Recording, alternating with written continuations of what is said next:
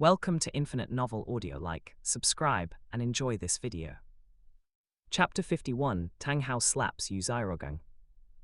Hearing this, Tang San was stunned for a moment, then his expression instantly darkened. Can I possibly have two dads? Seeing this, Lin Chen instantly realized that what he had said was problematic. He hurriedly corrected himself. I meant, is the dad you are referring to the one from Saint Spirit Village? Lin Chen, are you looking to die?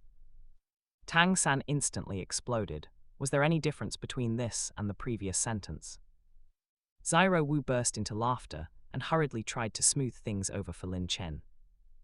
Weren't you tricked into going out yesterday? Lin Chen was probably just worried about that. Lin Chen quickly said, yes, that's exactly it. The anger on Tang San's face froze instantly, replaced by a touch of shame and rage. Damn that round-faced, bearded man. You had better not let me catch you. Otherwise, I will make you understand what it means to be unable to die, even if you beg for it. It's the one from Saint Spirit Village. Tang San squeezed these words out through his teeth. You should have said so earlier. If I had known it was Uncle Hao who wanted to see me, would I have gone through so much trouble? You can't even deliver a message properly, you're useless. Lin Chen shook his head, his face full of disdain. Tang San. Although he was very unhappy with Lin Chen's words just now, his teacher's previous attitude was indeed very easy to make people feel unhappy, thereby creating a rebellious psychology. So what Lin Chen said was actually not wrong at all. Let's go. Lin Chen stood up, but to his surprise, Xiaogang also stood up. I'll go meet the uncle too. Lin Chen's mouth twitched involuntarily. Isn't the reason Tang Hao asked the two of them to call him because he was afraid of meeting Xiaogang? Why is she actively trying to get involved? If she were to meet Tang Hao, wouldn't she be scared out of her wits? Hearing this, Tang San's expression brightened. Xiaogang actually called his dad uncle, and she even wanted to take the initiative to see his dad. As expected, she has me in her heart. It seems that my efforts over the past 2 years were not completely in vain. However, Dad's image is really hard to describe. I need to get him to tidy up. Xiaogang, can we do it another day? Tang San looked at Xiaogang cautiously, fearing he might annoy her. Xiaogang. Lin Chen can see him, but she can't. What is this supposed to mean? As if I care to see him, humph. Xiaogang didn't think much of it, snorted coldly, turned around and left. Seeing this, Tang San became anxious. Xiaogang, it's not what you think, listen to my explanation. Watching Tang San chase after her, Lin Chen couldn't help but shake his head. This guy is completely hopeless. You didn't see it, that little brat was so arrogant. He even said that even if a titled Douluo came, it would depend on his mood. Your Excellency Hayoshin, it's not that I'm trying to stir things up, but if it were me, I definitely wouldn't be able to tolerate it. Xiaogang was pouring his heart out to Tang Hao, making things up out of thin air. Seeing Tang Hao's increasingly gloomy expression, he became even more enthusiastic. Hayoshin, enough! Tang Hao interrupted with a sharp shout, his eyes extremely cold as he looked at Gangzi again. Did you tell him I am a titled Douluo? I did, but that little brat didn't take you seriously at all. If you don't believe me, ask little San. Xiaogang just assumed Tang Hao was angry because Lin Chen looked down on him. Who? Tang Hao took a deep breath, suppressing the anger in his heart. Did you say it in front of Xiaogang? Upon hearing this, Xiaogang smiled. Your Excellency Hayoshin, you are just too low-key. Even if Xiaogang knows, what does it matter? Tang Hao stood up abruptly and backhanded him with a resounding slap. Slap! The terrifying force instantly sent Xiaogang flying. Blood and teeth flew in the air. Xiaogang's weak body slammed heavily into a nearby bookshelf. Boom! Xiaogang bounced off and fell to the ground, and the heavy bookshelf also fell due to the impact. Boom! Xiaogang let out a painful moan, his whole body pinned tightly under the bookshelf. Boom! Oh! Tang Hao stomped on the bookshelf, and the terrifying force was transmitted to Xiaogang, forcing him to let out a shrill scream. Have I ever told you not to reveal my strength to Lin Chen and Xiao Wu? No, I didn't say it. Xiaogang only realized the problem at this moment, and hurriedly shouted to explain. I was joking before, I didn't say you were a titled Douluo. Tang Hao was stunned.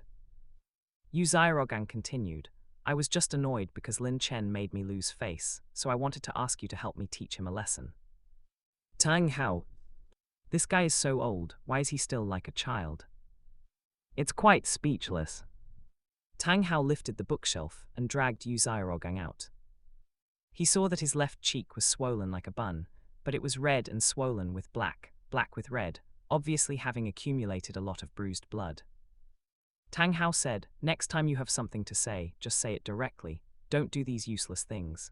My strength is absolutely not allowed to be told to Lin Chen and the others. Xiaogang just nodded silently.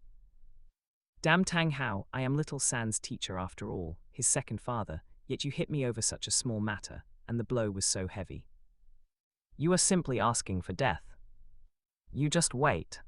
Once I train Little San to be my own son, I will immediately make him cut ties with you. Don't even think about touching a bit of Little San's glory.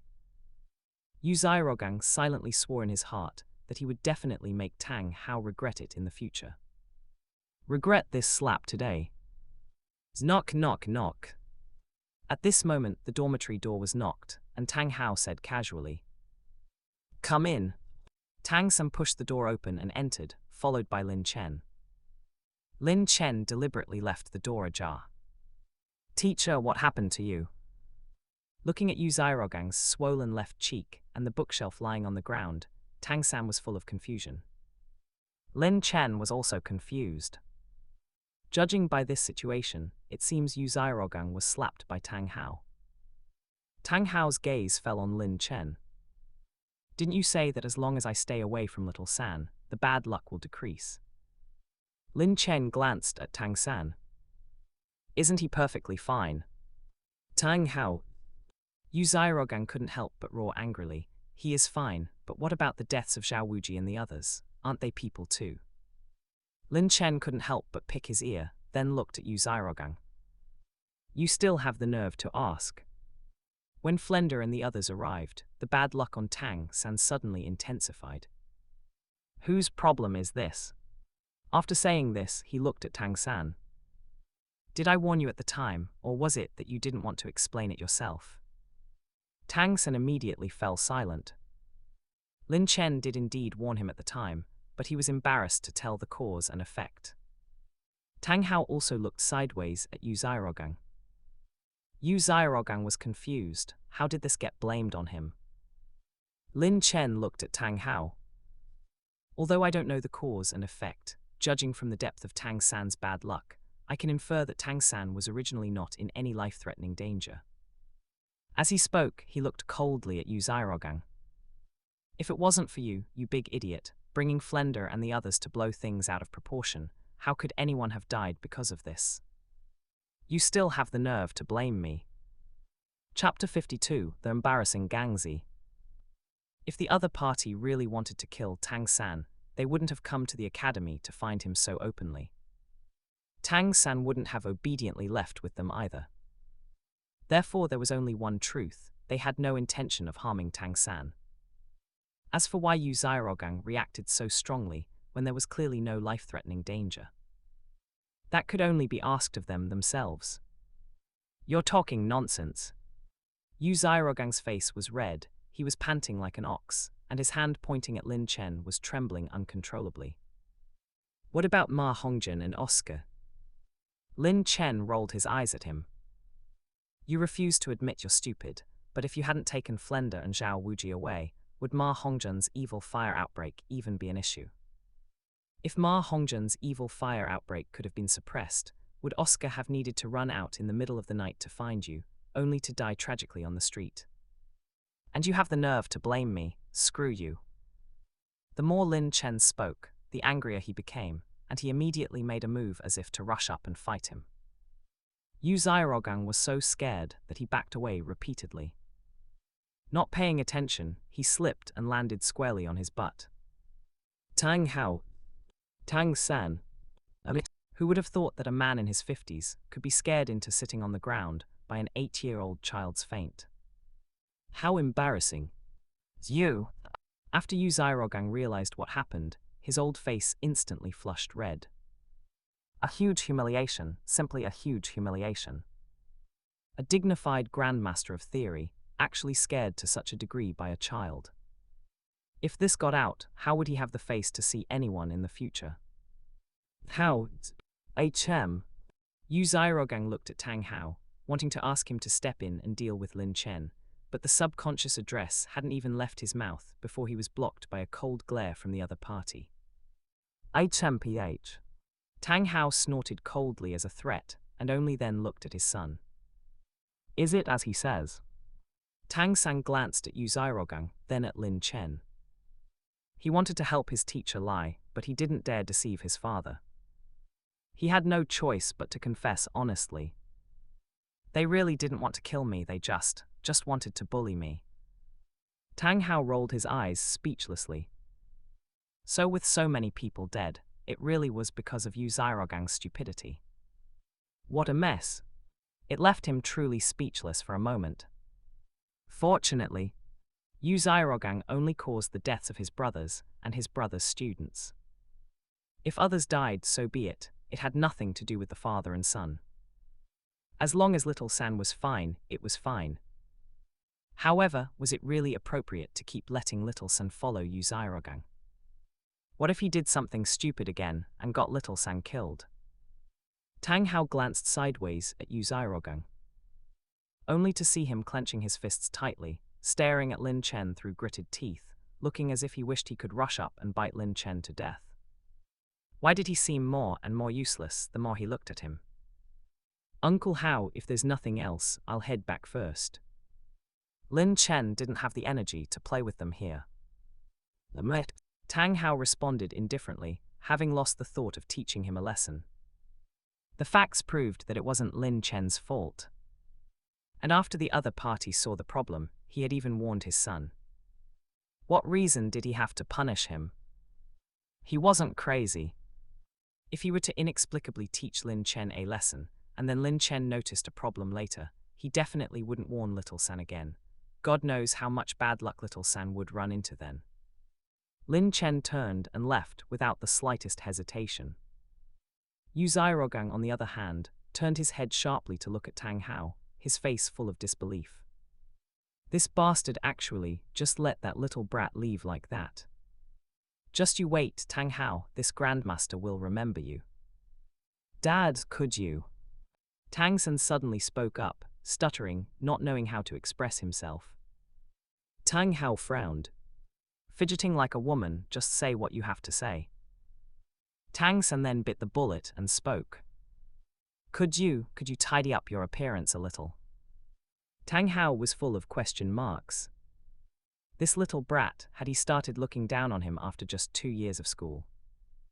Tang San was afraid his father would misunderstand and hurriedly explained. Zyro Wu wants to meet you, so. No, Tang Hao blurted out, directly interrupting the rest of Tang San's words.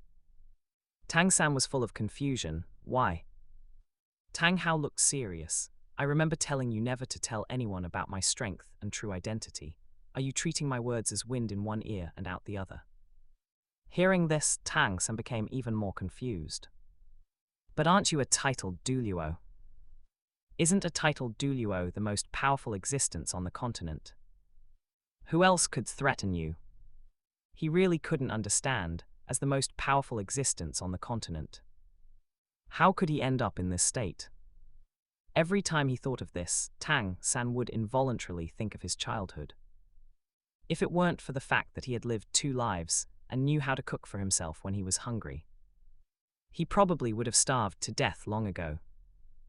The son of a dignified titled Douluo actually almost starved to death as a child. I'm afraid no one would believe it if I said it out loud. Tang Hao shook his head and said, The gap between each level of a titled Douluo is huge. You will know specifically when you reach titled Douluo level. In short, remember, you must never tell anyone about my strength and identity, otherwise, not only you, but even I will not be able to escape the fate of death. Hearing this, Tang San couldn't help but lower his head. Isn't it just meeting? Can't I just not tell Zyro Wu that Dad is a titled Douluo? It's not like Zyro Wu could perceive Dad's level. Let me say a few words. Xiaogang stood up, his words attracting the attention of both. He looked at Tang Hao. I plan to take little San to Shrek early, and we will set off soon. Tang Hao frowned slightly. Reason? Xiaogang said, the feng shui in Niuding City is bad. Changing cities might change our luck. We have to go sooner or later anyway. Having had bad luck for over 2 years, he could no longer care about the feelings of the Niuding Academy principal. He just wanted to escape this damned place as soon as possible. He was afraid that if he stayed any longer, he would sooner or later meet his end here. Tang Hao thought for a moment. Fine. In the end, he gave up on the idea of letting Tang San leave Xiaogang. After all, only Xiaogang had the opportunity to get the method to resolve the conflict of the twin spirits from Bibaidong, and this was his only value. Tang San looked at Xiaogang. Teacher, isn't this a bit too sudden? What if Zyro Wu is unwilling? He had absolutely no confidence that he could persuade Zyro Wu. Because Zyro Wu seemed to like Lin Chen a little more than she liked him now. Would she be willing to leave with him? Xiaogang said confidently, if she weren't willing, she wouldn't have chosen to study with you a few days ago. Hearing the conversation between the two, a trace of doubt could not help but appear on Tang Hao's face. Didn't little San say that Zyro Wu wanted to see him? She was already willing to meet the parents, so why did it seem like he hadn't won her over yet? Wasn't this what Xiaogang was best at? Could this waste of space not even teach what he was best at? How could someone be so useless? Chapter 53, Yin, here I come. We're planning to apply for early graduation. Do you want to come with us? Zyro Wu looked at Lin Chen with a face full of anticipation. After Tang San told her Xiaogang's thoughts, she agreed without thinking twice, as she also felt that Niuding City was a very bizarre place. However, the first person she thought of was Lin Chen. She hoped Lin Chen would go to that Shrek Academy with them. After all, Lin Chen's talent and strength were obvious. Once he grew up, he would surely become one of her greatest helps. It was only because Lin Chen hadn't shown much affection toward her. Otherwise, she would rather give up Tang San than leave Lin Chen. Lin Chen was completely dumbfounded.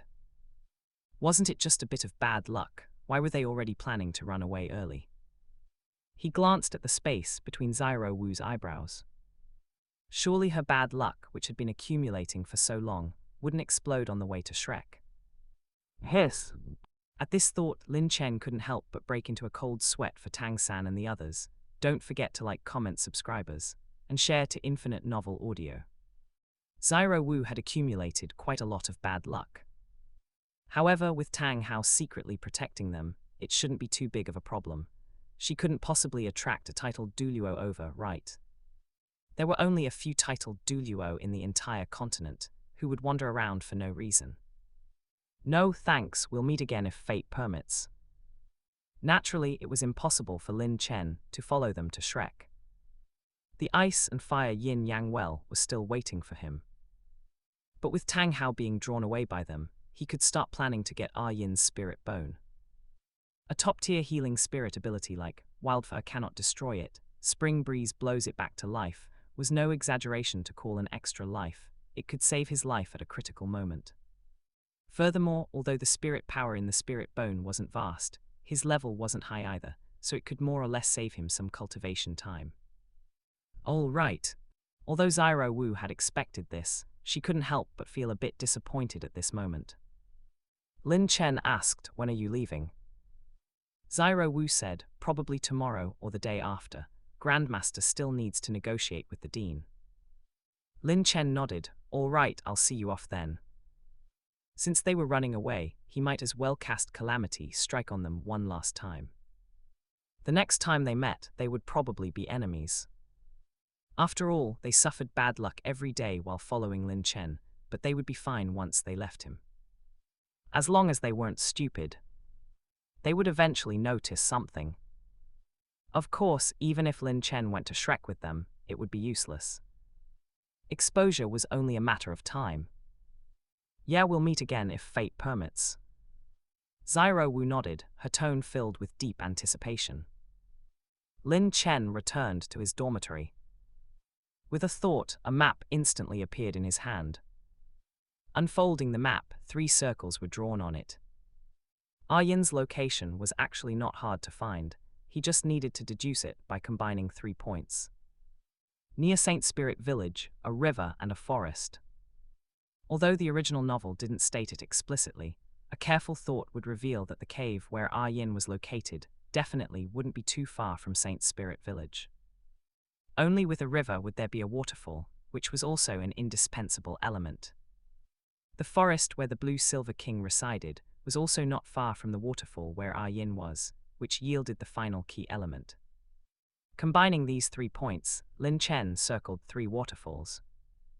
The cave where Yin was located must be within one of these 3 waterfalls. He only needed to search them one by one. Lin Chen carefully inspected the map once more, and after confirming nothing was missed, he put the map into his system inventory. Early the next morning, Tang San and Xiao Wu had both reached the graduation standard of the Junior Spirit Master Academy. The Dean of Nuoding had no reason to refuse. The 3 of them, including Xiaogang, packed their luggage early and prepared to head to Suichu City. Xiao Wu looked back from time to time. Stinky Lin Chen, you promised to see me off, but I don't see a single trace of you. Xiao Wu, let's go. Unlike Xiao Wu, Tang San was beaming with joy at this moment. He was finally going to separate from that bastard Lin Chen. Yesterday, when Xiao Wu said she wanted to bring Lin Chen along, he had been a bit flustered. Because he felt he couldn't compete with Lin Chen. Fortunately, Lin Chen clearly had no interest in Xiao Wu. He had no intention of leaving with them. Because of this, he rarely felt a bit of goodwill toward Lin Chen. He silently crossed Lin Chen's name off his must-kill list. As long as Lin Chen didn't fight him for Xiao Wu, then Lin Chen was still his good fellow villager. Yu Xiaogang's mood was also very pleasant at this moment. They were finally leaving this godforsaken place. He hoped all the bad luck would stay here and not cling to them. HMPH. Xiao Wu snorted softly and followed the 2 of them out of the academy. You 3, please wait. Hearing that familiar voice and those familiar words, Yu Xiaogang and Tang San shuddered all over, while Xiao Wu felt a surge of joy in her heart. She spun around abruptly, looking with joy at Lin Chen, who was jogging toward them. Lin Chen. Seeing Lin Chen carrying a bundle in his hand, Xiao Wu was doubly delighted. Had he changed his mind and planned to go to Shrek with them? Seeing this, Tang San frowned. Did this bastard really want to go to Shrek with them? Yu Xiaogang also frowned. He had originally wanted to take Lin Chen in as his disciple, but later grew to dislike this guy more and more because the boy really didn't give him any face at all. As a Grandmaster of theory, he wasn't so desperate as to kiss up to someone who gave him the cold shoulder. Even if Lin Chen really wanted to go to Shrek Academy with them now, he would still have to consider whether to take him along. Successfully cast Calamity Strike on Tang San, Xiao Wu. Success. Acquired 2 levels of spirit power. Good heavens, this parting gift is way too generous. Lin Chen hadn't expected that this final Calamity Strike would actually yield 2 levels of spirit power. Adding these 2 levels, he would be at level 28. Once he absorbed Yin's spirit bone, he would definitely step into level 30. An 8-year-old spirit elder. Even Kaian Renxu, who had innate level 20 spirit power, might not have achieved this, right? After all, she only had a standard spirit ring configuration. After absorbing 2 spirit rings, she would be at level 22 at most. In 2 years, it would be absolutely impossible for her to cultivate 8 levels of spirit power. Once we part this time, I don't know when we'll meet again. I specially bought some dry rations and fruit for you to eat on the road. Lin Chen stepped forward and handed the bundle to Tang San. Seeing this, Tang San breathed a sigh of relief. Thank you. He took the bundle and sincerely thanked Lin Chen. Xiao Wu, however, pouted. The parting gift wasn't even for her, and she didn't get a separate gift either. In the end, her feelings were wasted. Tang San asked, Lin Chen, have you thought about where to go after graduation? Lin Chen shook his head, we'll see when the time comes. Telling Tang San his whereabouts would be like giving coordinates to the rat. All right then, we'll meet again if fate permits. Tang San only asked casually, not getting an answer didn't bother him. All right, safe travels. Lin Chen waved his hand, and the trio of Tang San no longer lingered. HMPH. Xiao Wu snorted coldly and glared fiercely at Lin Chen once more. Only then did she leave with Tang San and Xiaogang. Watching the three figures gradually recede into the distance, Lin Chen's lips curled up involuntarily. Yin's here I come. Chapter 54, Changes in Spirit Bone Abilities. The rapid river water surged down, crashing violently into the river below to form a spectacular waterfall, producing a continuous, deafening roar. A purple light descended from the sky, transforming into a boy of about 8 or 9 years old. He stood in the void in front of the waterfall, gazing at the cascade before him. The last place should be here, right? As Lin Chen muttered to himself, he entered from the side to behind the waterfall. He carefully observed from bottom to top. Soon he noticed a stone block with a distinct gap separating it from the surrounding stone wall. Lin Chen reached out and pressed it. Click!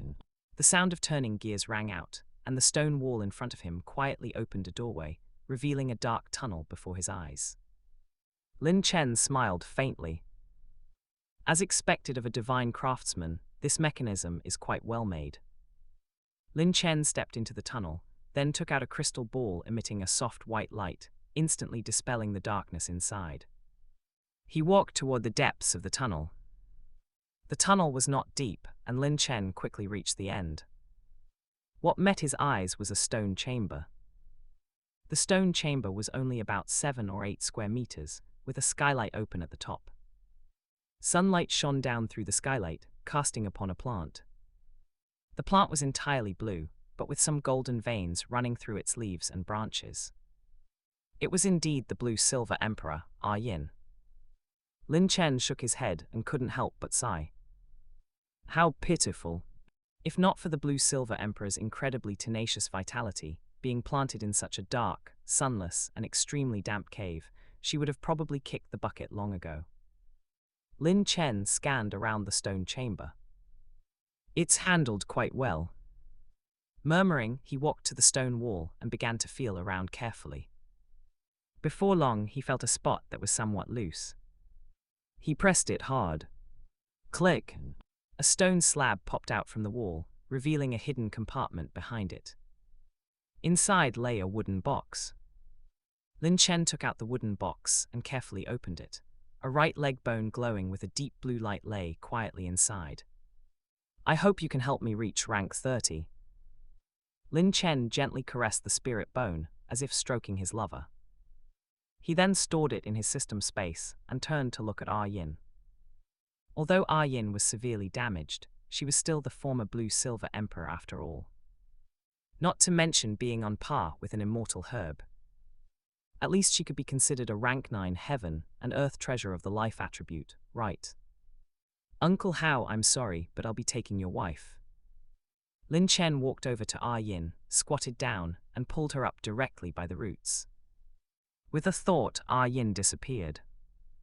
Time inside the system space was frozen.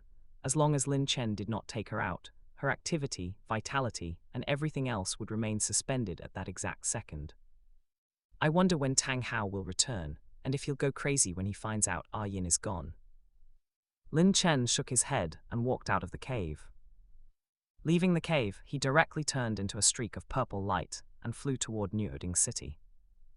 The flying speed of sky thunder movement was extremely fast. A journey that previously took half a day now took only a dozen minutes. Returning to Notting Academy, Lin Chen went straight back to his dormitory, closed the door, and took out Yin's spirit bone. Come on, let me see your limit. Lin Chen slowly closed his eyes and poured spirit power into the spirit bone. A dazzling deep blue light suddenly burst from the spirit bone, which then slowly drifted from Lin Chen's hands and turned into a blue light that merged into his right leg. Surging spirit power welled up along with it. Lin Chen calmed his mind, circulated his cultivation method, and began to refine the spirit power. Although the spirit power contained in a spirit bone was far less than that of a spirit ring, it was 100,000-year spirit bone after all, and Lin Chen's rank was not yet high. As spirit power continuously sank into his danshan, his spirit power rank began to rise step by step, and information about the spirit abilities was fed back into his mind. It's actually not flight-like in the original work, but group healing. Lin Chen was greatly shocked. He clearly remembered that in the original work, the Blue-Silver Emperor Spirit Bone had a flight skill. He had even complained about it when reading the book. The Blue-Silver Emperor couldn't even fly herself, yet she could give Tang San a flight skill. Wasn't this cheat way too forced? As it turned out, the two spirit abilities had actually become self-healing and group healing. Although this was very fitting for the Blue-Silver Emperor's attributes, it didn't match the information from the original work. Could the system be at work? Whatever, why think so much? It wasn't a bad thing anyway. Lin Chen opened his eyes and brought up his attribute panel. Name Lin Chen. Spirit Heavenly Thunder Whip, Sword of Calamity. Rank 33. Mental Strength 33. Physique 46. Cultivation Methods and Secret Techniques. Click to expand. The system's display of spirit power rank was not restricted by spirit rings. It actually increased my spirit power by a full 5 ranks, which is quite a bit more than I expected. Lin Chen smiled faintly, his gaze shifting to his physique. With a rank 46 physique, it shouldn't be difficult to withstand a 7 to 8,000 year spirit ring. Since Tang San and the others have run away, it's also time for me to go to Heaven Du City to plot for the Ice and Fire Yin Yang Well, and search for a successor for Tang San while I'm at it. Lin Chen smiled faintly and stood up. He packed up simply and then left this dormitory where he had lived for 2 years. Lin Chen found the dean and requested early graduation. The dean didn't say much, only sighing with emotion before processing it for him. On the wide and smooth official road, a carriage was speeding along. Xiao Wu, what's wrong? Seeing Xiao Wu's brow tightly furrowed, Tang San asked with concern. Her brow had barely unfurrowed ever since they left New Ding City. Could it be because she was missing Lin Chen? What did that bastard have? Wasn't he just a bit richer than him, a bit handsomer than him, and a bit stronger than him? And his strength might not even be superior. If he used Tang Sect hidden weapons, Lin Chen wouldn't be shit. Xiao Wu shook her head. For some reason, I feel strangely uneasy, as if some disaster is approaching. Xiaogang whipped his head around, his eyes wide with anger and alarm. Don't scare me. In the past, he would never have believed in any intuition, but after being schooled by Lin Chen, he was somewhat wary of such mysterious things. Tang San, however, didn't think much of it. You've just been spending too much time with Lin Chen and got infected by his eccentric personality. What kind of disaster could there be in broad daylight? Even if there were, Tang San wouldn't be afraid. After all, his father was a titled Douluo. What disaster couldn't he block? Previously, it was only because his father wasn't around. Now his father was following right behind them. What was there to fear? I hope I'm just overthinking. Xiao Wu shook her head, also feeling that she might be a bit too sensitive. How could there be so many disasters in this world? Tang San and the others had just suffered terrible luck last night. Surely it should have offset and cleared away by now. Chapter 55, a very flavorful chapter. Seeing Tang San as steady as an old dog, Xiaogang finally remembered that Tang Hao was still following them in secret. Indeed, there was nothing to be afraid of. With Tang Hao's strength, so what if a titled Douluo showed up? Besides, how many titled Douluos were there on the entire continent anyway? And most of them would give him some face, more or less. Even if they happened to run into one, nothing would happen. Thinking of this, his tense nerves instantly relaxed. He leaned back slowly against the carriage, looked at Xiao Wu, and lectured calmly, "Xiao Wu, you must be steady when things happen. You need to have the mindset of remaining calm even if a mountain collapses before you. Making a fuss over everything, how can you achieve anything great? With me here, even if the sky falls, it won't make much of a splash." Xiao Wu turned her head to look at him stiffly, her face filled with disbelief. She wondered who it was that had just been startled so badly. Even if someone was shameless, they shouldn't be shameless to this extent, right? How did this guy have the cheek to say that? Xiao Wu couldn't help but complain. If you were really as amazing as you say, Ma Hongjun, Oscar, and Zhao Wuji wouldn't have died. Hearing this, Xiaogang's expression suddenly froze. His face turned visibly red with anger, and the veins on his neck bulged one after another. "Impudent, are you questioning me?" Xiaogang suddenly shouted, startling both Xiao Wu and Tang San into a shiver. What a great humiliation! It was simply a massive humiliation. As the #1 theoretical master in the Spirit Master's world, when had he ever been so insulted? Is this not the truth? If you're really that awesome, how did Zhao Wuji and the others die? Or are you saying their deaths were all planned by you? Coming back to her senses, Xiao Wu also grew angry, showing him no mercy at all. You. Xiaogang's face was flushed red as he pointed at Xiao Wu, panting like a bull. His body trembled uncontrollably. He wanted to refute her, but for a moment, he didn't know where to start.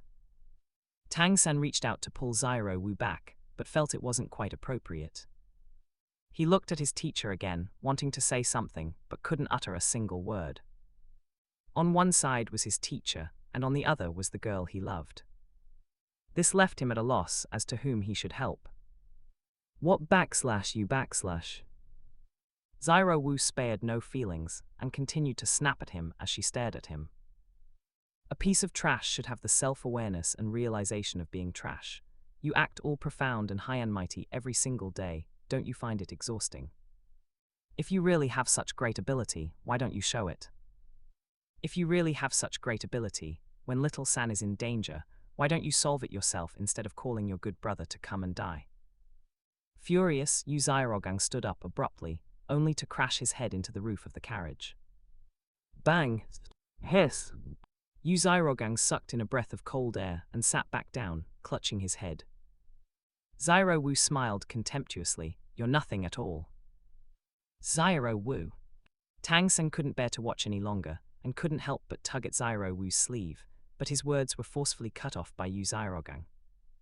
"Insolent! I am the #1 theoretical master in the Spirit Master's world.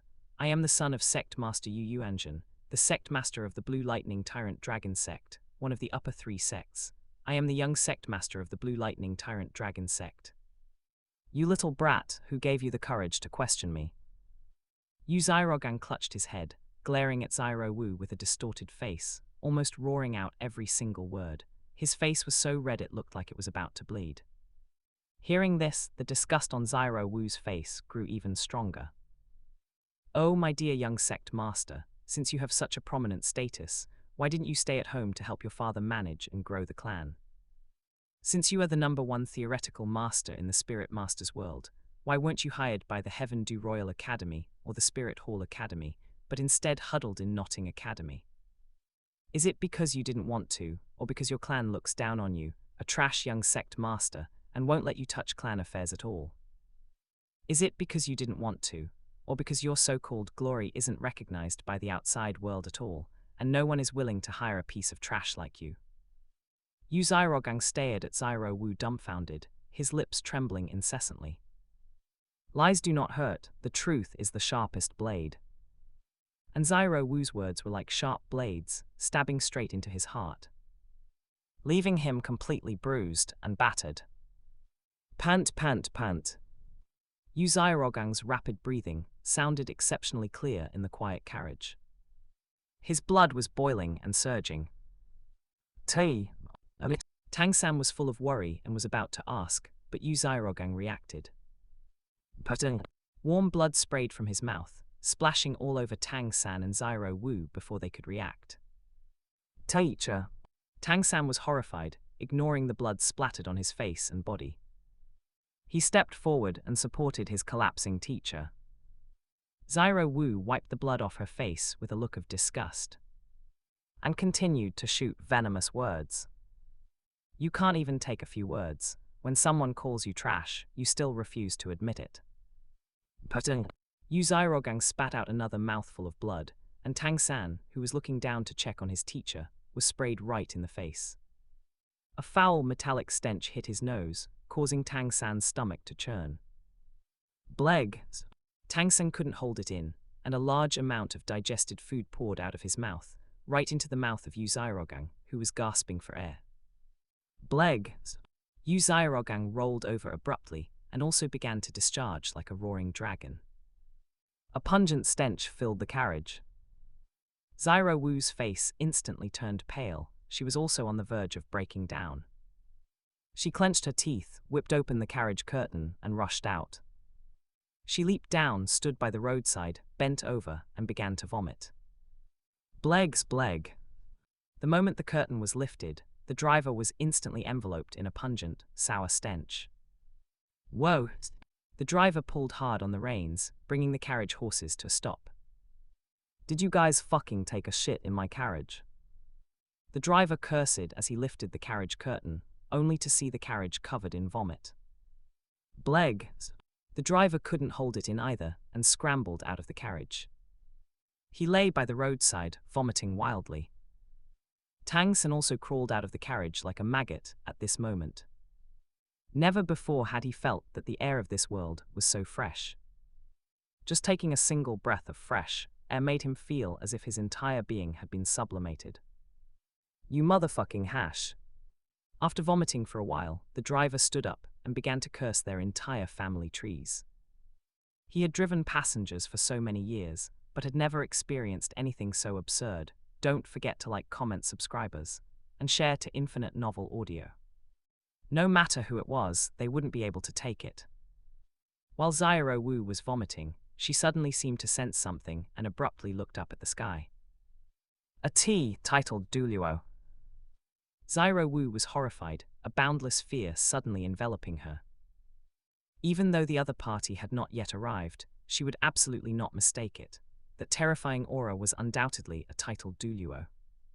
Without any hesitation, she turned around and ran. Xiao Wu! Tang San shouted, not understanding what on earth was wrong with her. Chapter 56. Who is the father, who is the son? Tang Hao had been following the carriage that Tang San and the others were riding in, maintaining a distance where he could perceive them with his mental force without being detected by Xiao Wu. When Tang San's carriage stopped, he also stopped by the roadside to rest. However, only a moment later, he suddenly stood up. Tang Hao looked into the distance with a grave expression, his fists clenching involuntarily. He sensed the aura of a titled Douluo. And that titled Douluo was approaching Tang San and the others. How could it be such a coincidence? Across the entire continent, there were fewer than 30 titled Douluo. Why did one happen to come here? This is trouble. If I show myself, how would Xiao Wu dare to continue following Little San?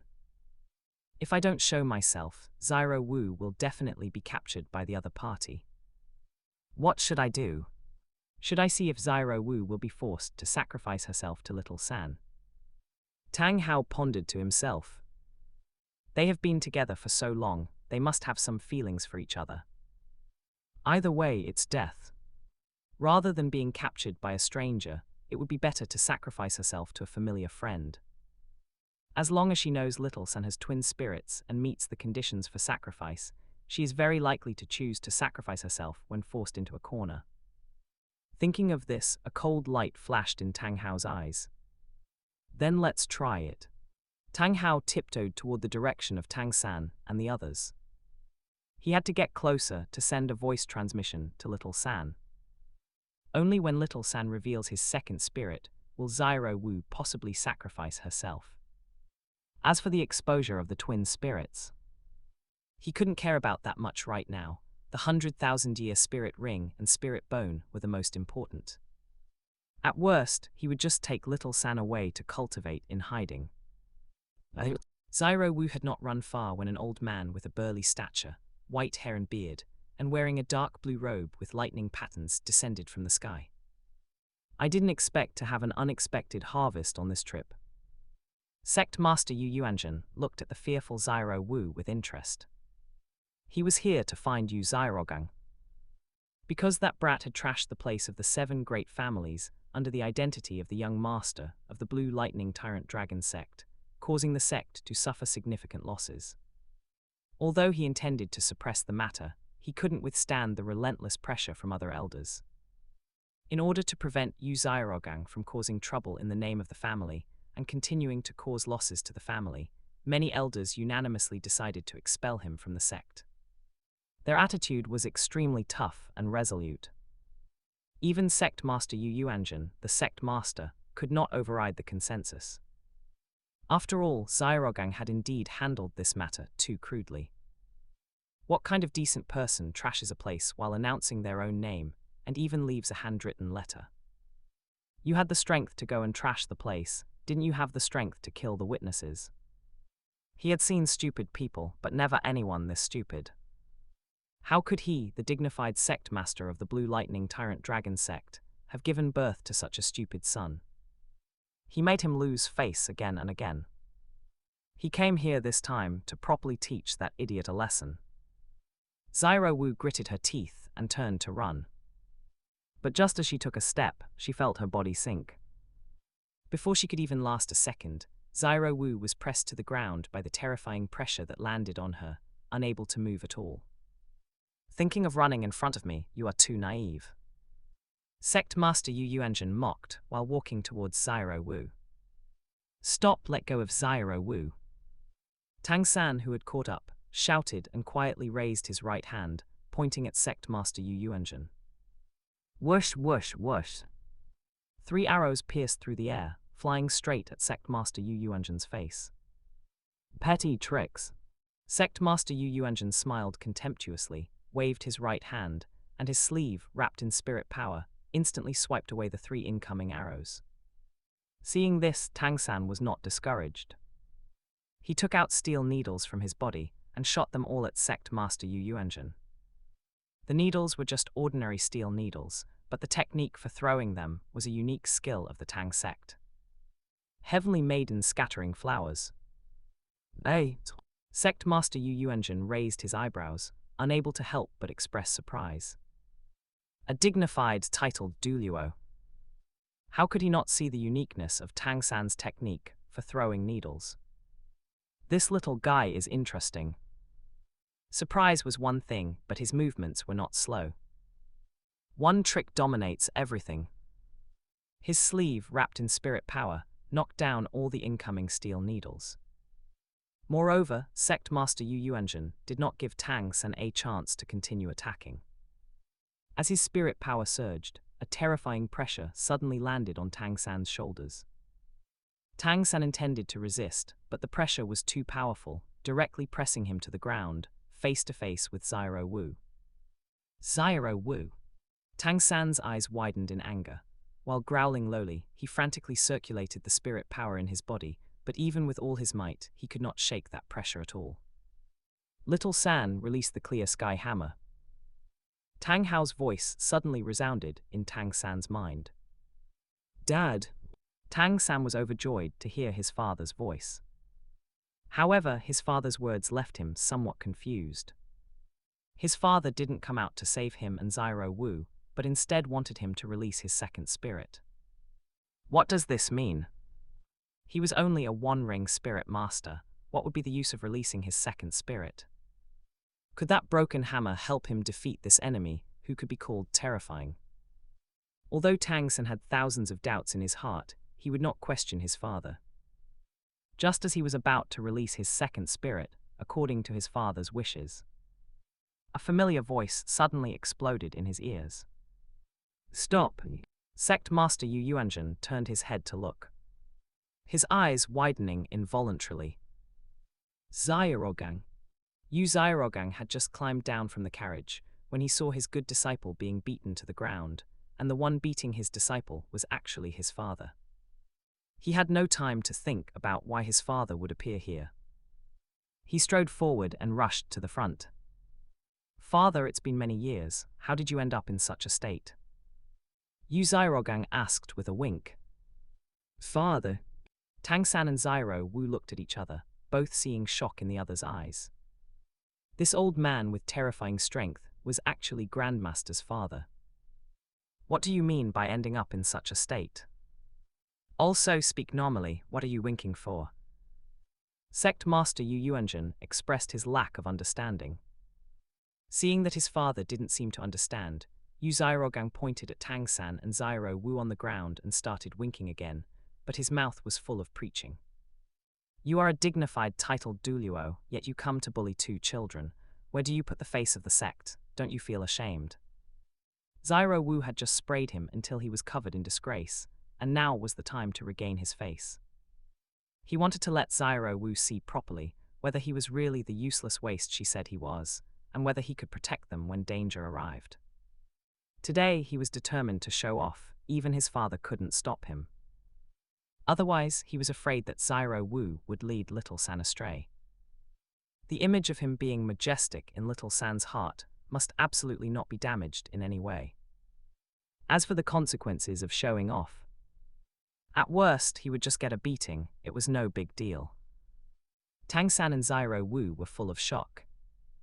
Is this something a son can say to his father? It is simply rebellious. Those who didn't know would think Xiaogang was the father. Chapter 57, More Harm Than Good, Trash Xiaogang. Sect Master Yu Yuanzhen stared at Xiaogang in stunned silence, clearly shocked by his lecture. A son running over to lecture his own father, and doing so without even understanding the situation. Sect Master Yu Yuanzhen felt like he must not have woken up yet. So he took a step forward and slapped him across the face. Slap! Before Xiaogang could even react, he had already been knocked to the ground. "You bastard! You dare lecture your own father. After running wild outside for decades, you think you've grown capable. You think your wings have hardened, is that it?" Sect Master Yu Yuanzhen looked down at him with a face full of fury. However, Xiaogang didn't hear any of it because his ears were ringing. He only felt stars before his eyes, and his head was buzzing. Seeing this scene, the corners of Tang San and Xiao Wu's mouths both twitched. It was just as they had expected. Daring to speak to his own father like that, it would be strange if he didn't get beaten. One could only say he deserved it. Xiaogang shook his head and finally began to recover. He abruptly lifted his head, glaring at his father. "They are my disciples." Xiaogang roared, almost like a howl. To give him such a huge humiliation in front of his disciples. Where was he supposed to put his face? If it weren't for the fact that the other party was his father, even if he were a titled Douluo, he would have done anything to kill him. To let him know exactly what the price of humiliating the Grandmaster was. "Disciples." Sect Master Yu Yuanzhen suddenly pointed at Xiao Wu. "Do you know what kind of thing she is? Taking a spirit beast as a disciple, are you trying to betray all of humanity?" Huh. Xiaogang was stunned. He turned his head to look at Xiao Wu, his face full of disbelief. Tang San was also stunned. He stared in shock at Xiao Wu, who was lying not far away. Xiao Wu is a spirit beast. How is that possible? From head to toe, where was there any trace of a spirit beast characteristic? Xiao Wu buried her face in the dirt. It's over, everything is over. Her true identity was exposed. She couldn't see any way to survive. She regretted it. Why did she choose to join a human spirit master academy in the first place? Joining was one thing. Wouldn't it have been better to just stay at Notting Academy? Why did she have to follow Tang San and the others around? Mom, I'm sorry. I'm afraid I can't avenge you anymore. Ming. Farewell. Zyro Wu's body trembled uncontrollably, whether from fear or something else, she didn't know. Xiaogang looked at his father. Father, did you make a mistake? How could Zyro Wu be a spirit beast? Upon hearing this, Sect Master Yu Yuanzhen looked at him, with a face full of frustration at his failure to live up to expectations. And you call yourself the Grandmaster? You've learned all your knowledge about spirit beasts for nothing. Don't you know that 100,000-year spirit beast can transform into a human? Xiaogang certainly knew. It's just, he had never thought he would encounter such a situation himself. Impossible, absolutely impossible. How could Zyro Wu be a spirit beast? How could Zyro Wu be a spirit beast? Dad, come out quickly. Tang San, as if he had lost his mind, suddenly started shouting. Sect Master Yu Yuanzhen couldn't help but be taken aback. The next second, as if sensing something, he turned his head to look into the distance. A figure appeared in the distance. Although the distance was still great, it didn't have much of an effect on a titled Douluo. The person wore a hood, and their clothing and appearance were like that of a beggar. Yet that very beggar-like fellow, at this moment, was actively releasing a powerful aura. The person was actually a titled Douluo. Sect Master Yu Yuanzhen frowned slightly. He had no information about this titled Douluo in his memory. A newly ascended, titled Douluo. Zyro Wu suddenly turned her head to look. She had also sensed the other party's aura. Another titled Douluo. And this titled Douluo was actually Tang San's father. Doesn't that mean her identity had long been discovered by Tang San's father? It's no wonder Tang San didn't want her to meet his father back then. So that's where he was waiting for her. If she hadn't coincidentally met Xiaogang's father today, she would probably have waited until the moment of her death to discover the truth, right? Humans. Tang Hao, who had been forced to reveal himself, was furious inside. It was all that trash Xiaogang's fault. If he hadn't jumped out, Zyro Wu might have already sacrificed herself. Someone who accomplishes nothing and only brings trouble. Why did he let Little Sun take such a trash teacher back then? Sect Master Yu, long time no see. Tang Hao walked up close, raised his head, and greeted him indifferently. Who are you? Sect Master Yu Yuanzhen looked Tang Hao up and down, but couldn't find a shred of familiarity. In my current state, it is indeed hard to be recognized. Tang Hao said self-deprecatingly, a trace of sorrow unconsciously appearing in his eyes. Who could have imagined? The youngest titled Douluo in the history of the Spirit Master's world would actually fall to this state. Tang Hao. Sect Master Yu Yuanzhen's eyes widened suddenly, his face filled with disbelief. How did the spirited prodigy of those days become such a ghost of a man? Sect Master Yu Yuanzhen turned his head to look at Tang San and Zyro Wu. You really know how to play, don't you? You found yourself a spirit beast wife, swindled 100,000-year spirit ring, and now you've arranged one for your son too. Sect Master Yu Yuanzhen's tone carried a hint of sarcasm. A transformed 100,000-year spirit beast, he absolutely wouldn't just let Tang Hao have it. Even if the other party was from the Clear Sky sect. Solidarity and such, what could compare to the allure of a 100,000-year spirit beast? A fight was inevitable today. Even to keep the secret, he would have to kill Tang Hao and his son. Since that was the case, there was no need to be too polite. What? Upon hearing this, the three of them, Tang San included, all showed expressions of shock. A spirit beast wife swindled 100,000-year spirit ring. Zyro Wu finally understood why Tang San had been so clingy to her. So he was trying to trick her into sacrificing herself. You have to say, if Tang San hadn't turned into something that was neither man nor woman, she might have really fallen for it. When she first met Tang San, she did have quite a good impression of him. Tang San was even more devastated. According to what the other party said, his mother was a spirit beast. He was born from his father and a beast. How is that possible? Even if a person were desperate, they couldn't do that kind of thing with a beast, right? Absolutely impossible. Xiaogang was in a state of complete confusion. First, Zyro Wu was a transformed 100,000-year spirit beast, and then Tang Hao and a spirit beast. The impact of these two pieces of information was simply too great. Tang Hao was a disciple of the Clear Sky sect, the youngest titled Douluo in the history of the Spirit Master's world, the idol of countless spirit masters. How could he be with a beast? You are courting death. Hearing Sect Master Yu Yuanzhen's words, Tang Hao's eyes suddenly turned icy cold. This damn guy. To actually dare to slander his sincere love for Ah Yin. He was simply courting death. Before Tang Hao could make a move, Sect Master Yu Yuanzhen spoke up first, interrupting him. He pointed at Zyro Wu on the ground. To prevent her from running away, I'll break her legs first.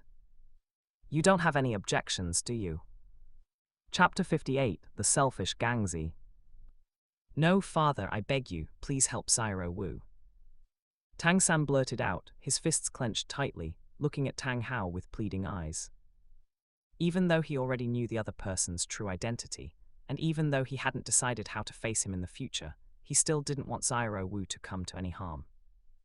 Zyro Wu looked at Tang San's anxious face, her heart stirred involuntarily. Perhaps falling into the hands of this father and son was better than falling into the hands of Grandmaster's father. After all, Tang San was not even level 20 yet. It would take a long time before he could withstand a 100,000-year spirit ring. But if she were taken by Grandmaster's father, that might not be the case. In such a large clan, they might very well be able to forcefully pile resources to create a level 90 expert. As long as it wasn't instant death, there was still hope. Father, you cannot do this, she is my disciple. Xiaogang also spoke up. 100,000-year spirit ring might be precious, and it might allow the clan to give birth to a powerful titled Douluo, but what did that have to do with him? Once father took Zyro Wu away, he would inevitably lose Tang San as his disciple. Without Tang San, how could he rise up on the wind? Without Tang San, he would forever remain that unrecognized, trash Grandmaster. He absolutely would not allow such a thing to happen. In the face of personal interest, what was the clan's interest worth? No one could become an obstacle to his rise. What did you say? Sect Master Yu Yuanzhen turned his head sharply, a glint of cold light flashing in his eyes. Do you know what 100,000-year spirit beast means to the clan? He had never expected this. After finding out Zyro Wu's identity, this trash actually still wanted to protect her. That was a 100,000-year spirit beast. That was an opportunity to create a titled Douluo invincible at the same level. This trash actually wanted to disregard the clan's interests for such an insignificant relationship. Did he even have the clan in his eyes? Of course I know. As Xiaogang spoke, he walked between Sect Master Yu Yuanzhen and Tang San. He stared at his father and pointed at Tang Hao. Setting aside Zyro Wu's value, are you certain you can take down Tang Hao? Do you know what kind of disaster it would bring to the clan if he were to escape today? Besides you, who else in the clan can block his assassination attempts? Do you want the entire clan to cower in the clan grounds forever and never come out? Moreover, if anyone in the clan could have broken through to level 90 in the short term, they wouldn't have waited until today. That is to say, if you take Zyro Wu away, you can only keep her in captivity. Tang Hao doesn't even need to do it himself. He only needs to pass the information to Spirit Hall to bring a catastrophe upon the clan, and at best, it would all be for nothing. Tang Hao was stunned. To be honest, he really hadn't thought that much. He just wanted to start fighting directly. Don't forget to like, comment, subscribers, and share to Infinite Novel Audio. If he won, naturally there was nothing to say. If he couldn't win, at worst, he could just run away with little San. Xiaogang's words actually reminded him. That's right, can your Blue Lightning Tyrant Dragon sect withstand my revenge? Tang Hao narrowed his eyes and questioned. Sect Master Yu Yuanzhen ignored Tang Hao and continued to stare at Yu Xiaogang. It seems they were not wrong. If you had even the slightest bit of the clan in your eyes, you wouldn't have gone so many years without coming home to take a look. His tone, full of disappointment, made Yu Xiaogang feel uncomfortable all over. What do you mean I don't have the clan in my eyes? Ever since I awakened the Liu San Pao spirit, what else have they done besides mockery and disdain? And what about you? My good father, when your son was enduring cold glares in the clan, did you, as a father, ever do anything for your son? You didn't, you did nothing. You watched helplessly as they subjected your son to comprehensive humiliation. How do you expect me to return to such a home? Yu Xiaogang questioned hysterically. Sect Master Yu Yuanzhen raised his head, full of disappointment, and closed his eyes. If he hadn't been too arrogant before awakening his spirit, putting no one in his eyes, who would have dared to openly mock and disdain the sect master's son? Wasn't this all self-inflicted? If not for him violating clan rules and secretly distributing many resources he shouldn't have had to him, would he have had the chance to break through the shackles of his innate half-level spirit power? What else did he want him to do? When encountering problems, he never looked for his own faults first, he would only ever blame others. Did he still want the entire clan to obey a trash with only innate half-level spirit power and continue to treat him as the next sect master? A trash who didn't know he was trash and was also so selfish. They say a tiger father has no dog sons. How did he, Sect Master Yu Yuanzhen, end up giving birth to such a thing? If I had known, I should have just splattered him against the wall back then. HMPH. Sect Master Yu Yuanzhen let out a heavy breath, then looked at Yu Xiaogang. Yu Xiaogang, because of your own selfish desires, you used the clan's name to lead people to smash the 7 great families' properties, thereby bringing huge losses to the clan. After discussion within the clan, it has been decided to officially expel you from the Blue Lightning Tyrant Dragon clan. From now on, whether you live or die, whether it is fortune or disaster, it has nothing to do with the clan. If you dare to act in the name of the clan again, the Blue Lightning Tyrant Dragon sect will definitely not be lenient. Boom! Sect Master Yu Yuanzhen's words were like a muffled thunderclap, suddenly exploding in Yu Xiaogang's mind. He was expelled from the clan. And all because he smashed a few doors, they were going to expel him from the clan. This was too ridiculous, right? The 7 great families were not weak, but they shouldn't be enough to make the Blue Lightning Tyrant Dragon sect fear them this much, right? This was clearly an excuse. On what grounds? Yu Xiaogang clenched his fists tightly, his eyes bloodshot as he glared furiously at Sect Master Yu Yuanzhen. If he didn't have the clan, what the hell was he? In the past, no matter how much people looked down on him, they gave him some face for the sake of the Blue Lightning Tyrant Dragon sect. If he lost the clan's influence, he would truly become trash. Sect Master Yu Yuanzhen didn't pay him any mind and turned to leave directly. A battle between titled Douluo was not so easy to decide the outcome. As long as Tang Hao held him back, Xiao Wu could escape. If he let her run away, it would be difficult to find her again. He could just go back, call enough people, and come back to snatch her. It wouldn't even need many. He only needed to bring 2 spirit Douluo, and Tang Hao would only be able to watch them take Xiao Wu away. As for where to find them, as the saying goes, no one knows a son better than his father. They were certainly heading to his rebellious son's good brother. Even if Tang Hao hid her, it would be useless. He didn't believe Tang Hao could disregard his own son's life. Damn it, stop right there, you explain this clearly to me. On what grounds are you expelling me from the clan? My surname is Yu, and it is the blood of the Blue Lightning Tyrant Dragon sect that flows in my body. What right do you have to expel me from the clan? Yu Xiaogang wanted to chase after him, but was grabbed by Tang Hao. What kind of joke was this? Sect Master Yu Yuanzhen was planning to leave. He wouldn't let Yu Xiaogang go and provoke him. Damn it, let go of me. Xiaogang was furious and wanted to shake off Tang Hao's hand. Slap! Tang Hao backhanded him with a slap, staring at him coldly.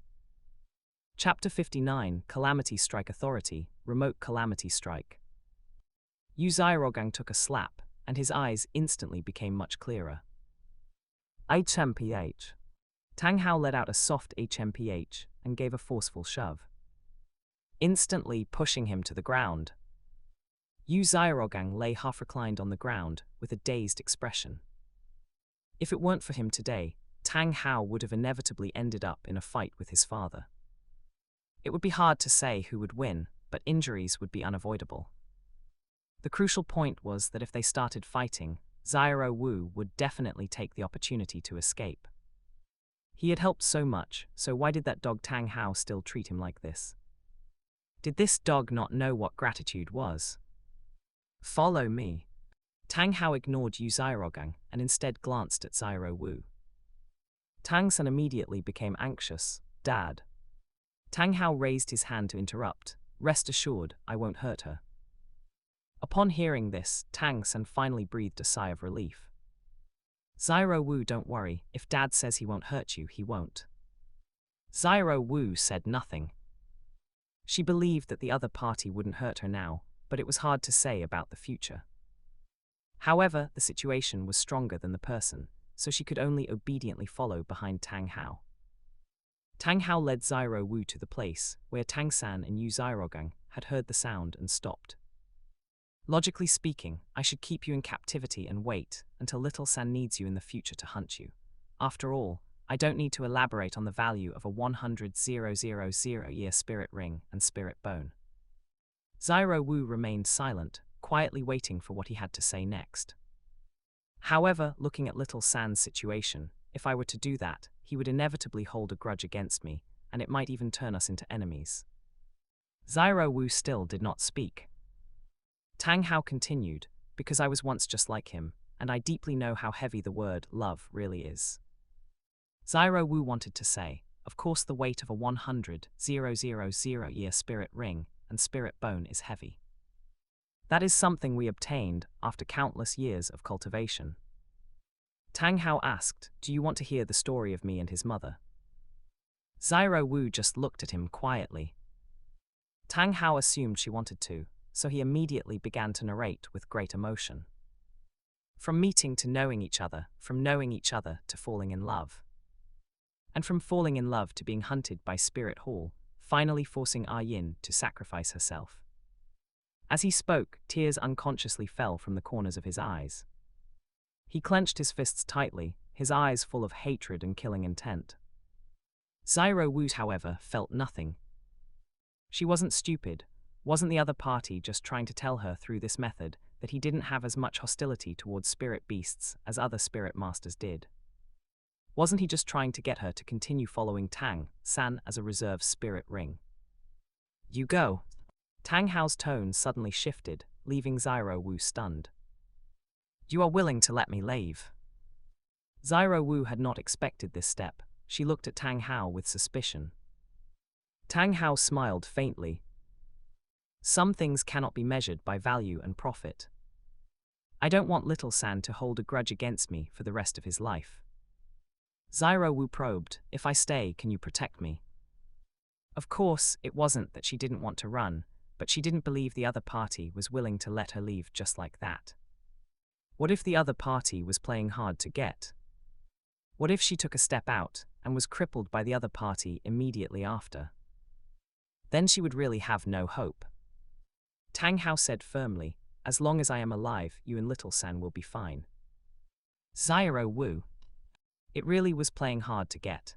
It seemed she would have to wait until they returned to the Stardew Great Forest to run. Just in time, Tang San was not far from level 20.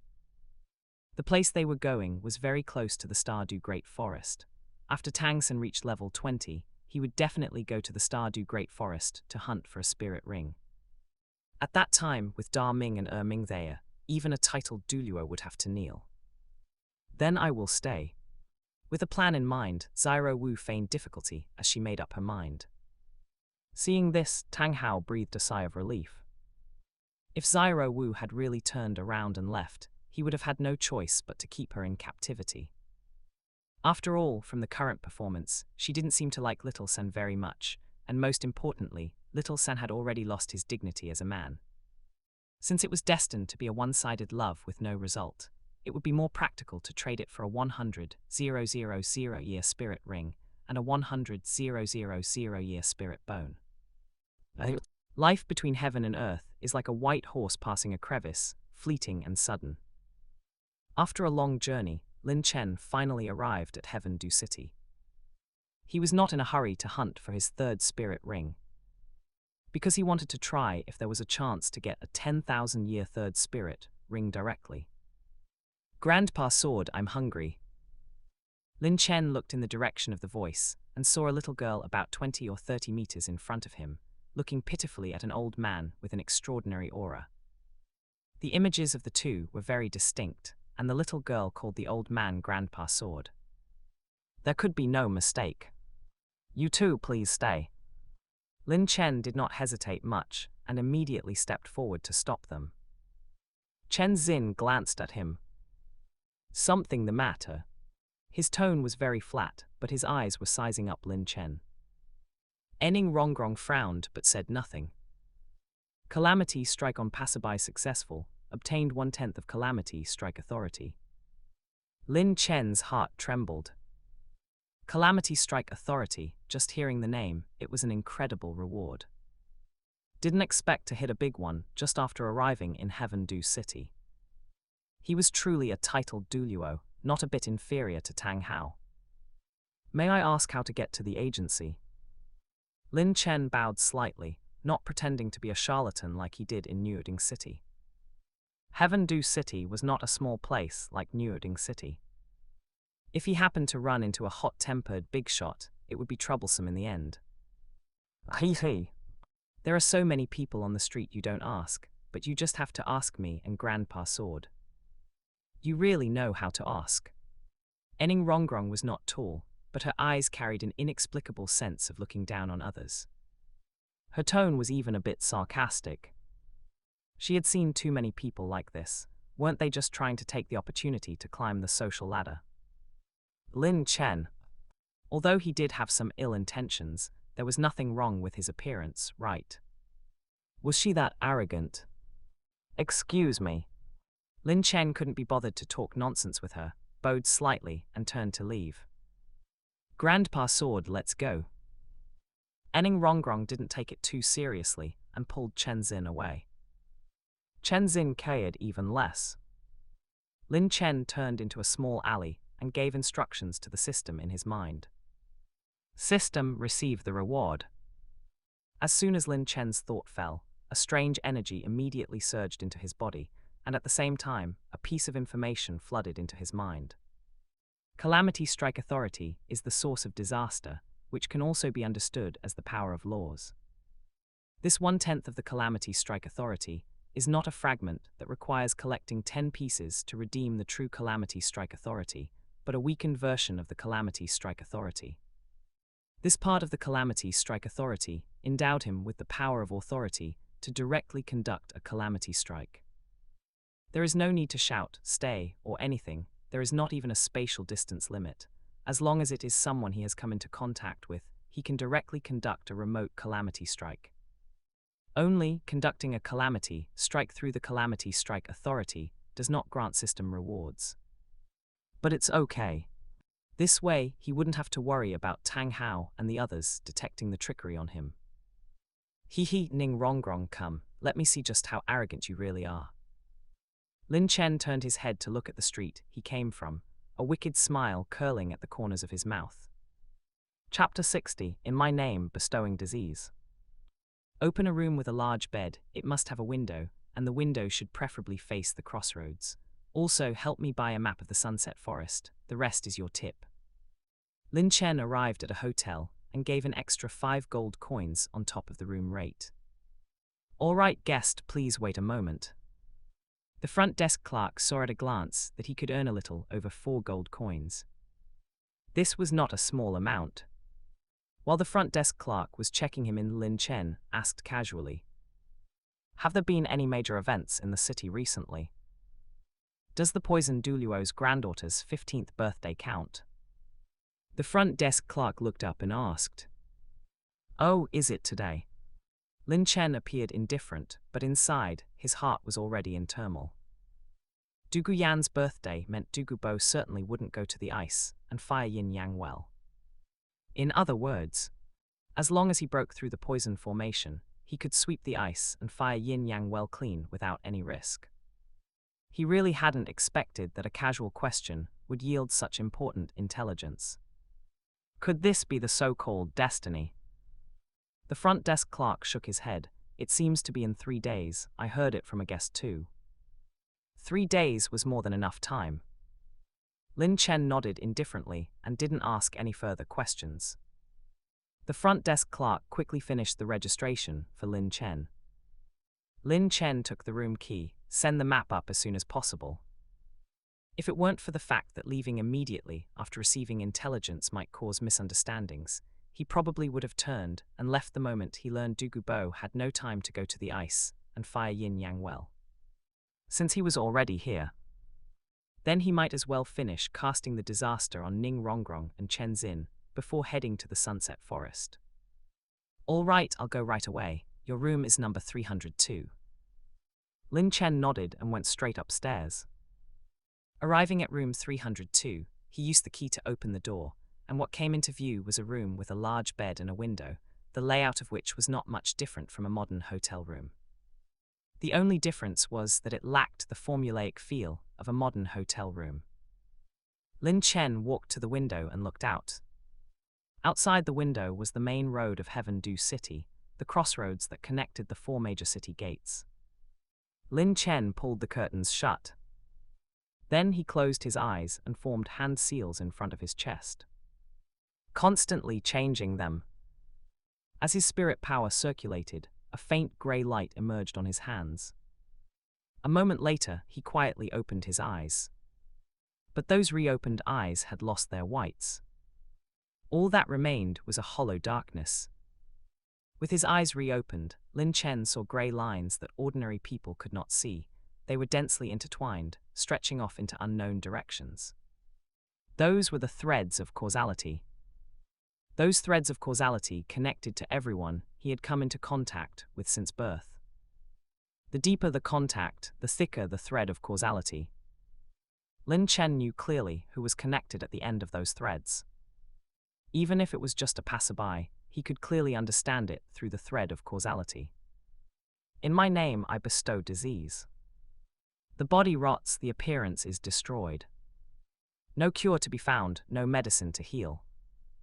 Lin Chen stared at the thread of causality connected to Ning Rongrong, chanting under his breath, his hands constantly changing seals, as the authority of calamity within him began to operate.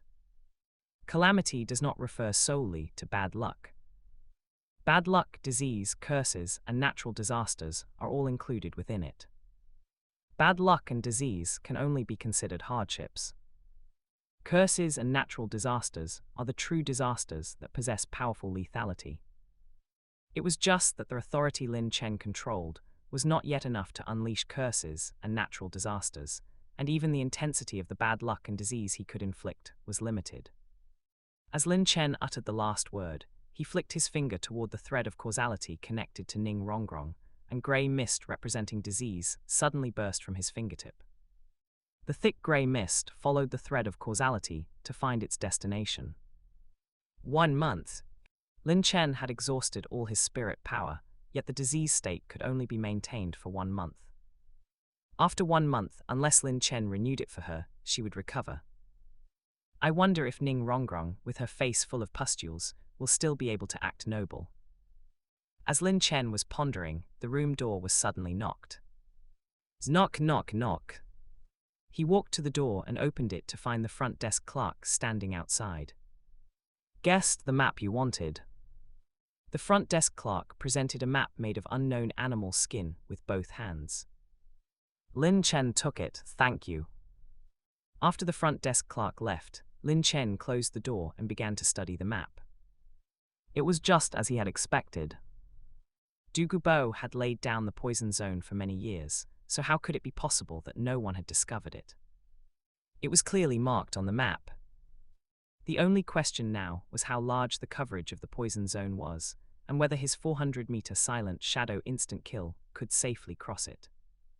Lin Chen put away the map and went straight out. He arrived at the carriage rental in the city and hired a carriage bound for the Sunset Forest. It was the perfect opportunity to recover his spirit power while on the road. Chen Xin and Ning Rongrong, the grandfather and granddaughter, were enjoying a table full of delicious food. Yet, even as strong as Chen Xin was, he did not notice anything at all. A strand of invisible grey mist surged into the center of Ning Rongrong's brows, and it quickly spread throughout her entire body. Ning Rongrong's movements suddenly paused as she felt an inexplicable numbness and itch all over her body. She put down her chopsticks and scratched. But it was fine until she scratched. This scratching seemed to trigger some kind of chain reaction. The feeling of numbness and itching became even more intense. Grandpa sword, I'm so itchy. Ning Rongrong scratched her whole body frantically while looking pitifully at Chen Xin. Chen Xin was a bit confused. Everything was fine, so why would she be itchy? However, out of doting love, he still stood up. Come, Grandpa sword will help you scratch. Chen Xin walked behind her, reaching out to help her scratch while asking. Here. Ning Rongrong twisted her body, and her mood clearly became irritable. Itchy, so itchy, my whole body is itchy. Whether it was because her temper flared or because the itching was truly unbearable, Ning Rongrong switched from scratching to clawing, and she even targeted her face, to the point where her skin was clawed open. It's Rongrong. Chen Xin was shocked and hurriedly grabbed her hands. Grandpa sword, I'm itchy, I'm so itchy. Ning Rongrong tried to struggle, but how could her meager strength break free from Chen Xin's restraint? The itching was unbearable, yet she couldn't scratch. That indescribable torture caused her eye sockets to instantly turn red. Damn it, what is going on? Chen Xin was furious. Rongrong's state was clearly not right. Could it be? Don't forget to like, comment, subscribers, and share to Infinite Novel Audio. Chen Xin looked at the dishes on the table, but didn't see any problems. Besides, he had tasted every dish. If there was a problem with the food, there was no reason he wouldn't have noticed. Grandpa sword, Grandpa sword. Ning Rongrong kept twisting her body, calling out to Chen Xin with full pleading. Her painful expression made Chen Xin's heart ache like it was being stabbed by a knife. Chen Xin hurriedly channeled his spirit power into her body, but found no clues. Don't worry, Rongrong, Grandpa sword will take you to find a physician right now. Helpless, Chen Xin could only pick up Ning Rongrong and rush out of the restaurant. Chapter 61, Poor Ning Rongrong. Chen Xin rushed out of the dining room, immediately unleashed his spirit, and flew toward the Yi family with Ning Rongrong. Not to mention Heavendew City. Even looking across the entire continent, no one could compare to the Yi family when it came to healing. To be precise, it was the 9-heart begonia. After all, in the entire Yi family, there was currently only Yi lingering with the 9-heart begonia. Grandpa sword. Ning Rongrong's painful, pleading voice was like a sharp longsword, piercing straight into Chen Xin's heart. But no matter how heartbroken he was, what could he do? He didn't even know what the specific situation was. He looked down and only then realized. In just this short while, Rongrong's cheeks had already started to flush red. It was an unnatural red. Beneath that flushed skin, a purulent white was faintly visible. This terrified Chen Xin. He hurriedly pulled up Ning Rongrong's sleeve and discovered that her arm had undergone the same change. This caused Chen Xin's heart to sink to the bottom of the valley in an instant. Her skin was flushed red over a large area, and there was a faint appearance of pus. He didn't even dare to imagine what it would eventually turn into. Damn it, what on earth is going on? She was perfectly fine just a moment ago. How did she suddenly become like this? He had never even heard of such a situation, let alone seen it, so he couldn't make heads or tails of it for a moment. Grandpa sword, I'm so itchy, it hurts so much. Ning Rongrong's painful wails were mixed with sobs. Her cheeks were already drowned in tears. She didn't know why she was suddenly suffering such torment. She only knew that she was in so much pain right now. It wasn't particularly painful, and it wasn't particularly itchy. But it was just very uncomfortable, an indescribable discomfort. That feeling made her want to go crazy. She even had the urge to just end it all. Unfortunately, her hands were tightly restrained by Chen Xin. Chen Xin gritted his teeth, his whole being enveloped by a deep sense of powerlessness. As a dignified peak Douluo, he couldn't even resolve Rongrong's pain. What was the use of having this strength? Soon, Chen Xin arrived at the Yi family, only to learn that Yi Lingling had gone to the Douluo family. So he immediately turned around and headed toward the Douluo family. And during this process, Ning Rongrong's condition had already begun to worsen. Large areas of pus bulged under her skin, making Ning Rongrong's cheeks look somewhat swollen, and those patches of white pus were nauseating to look at.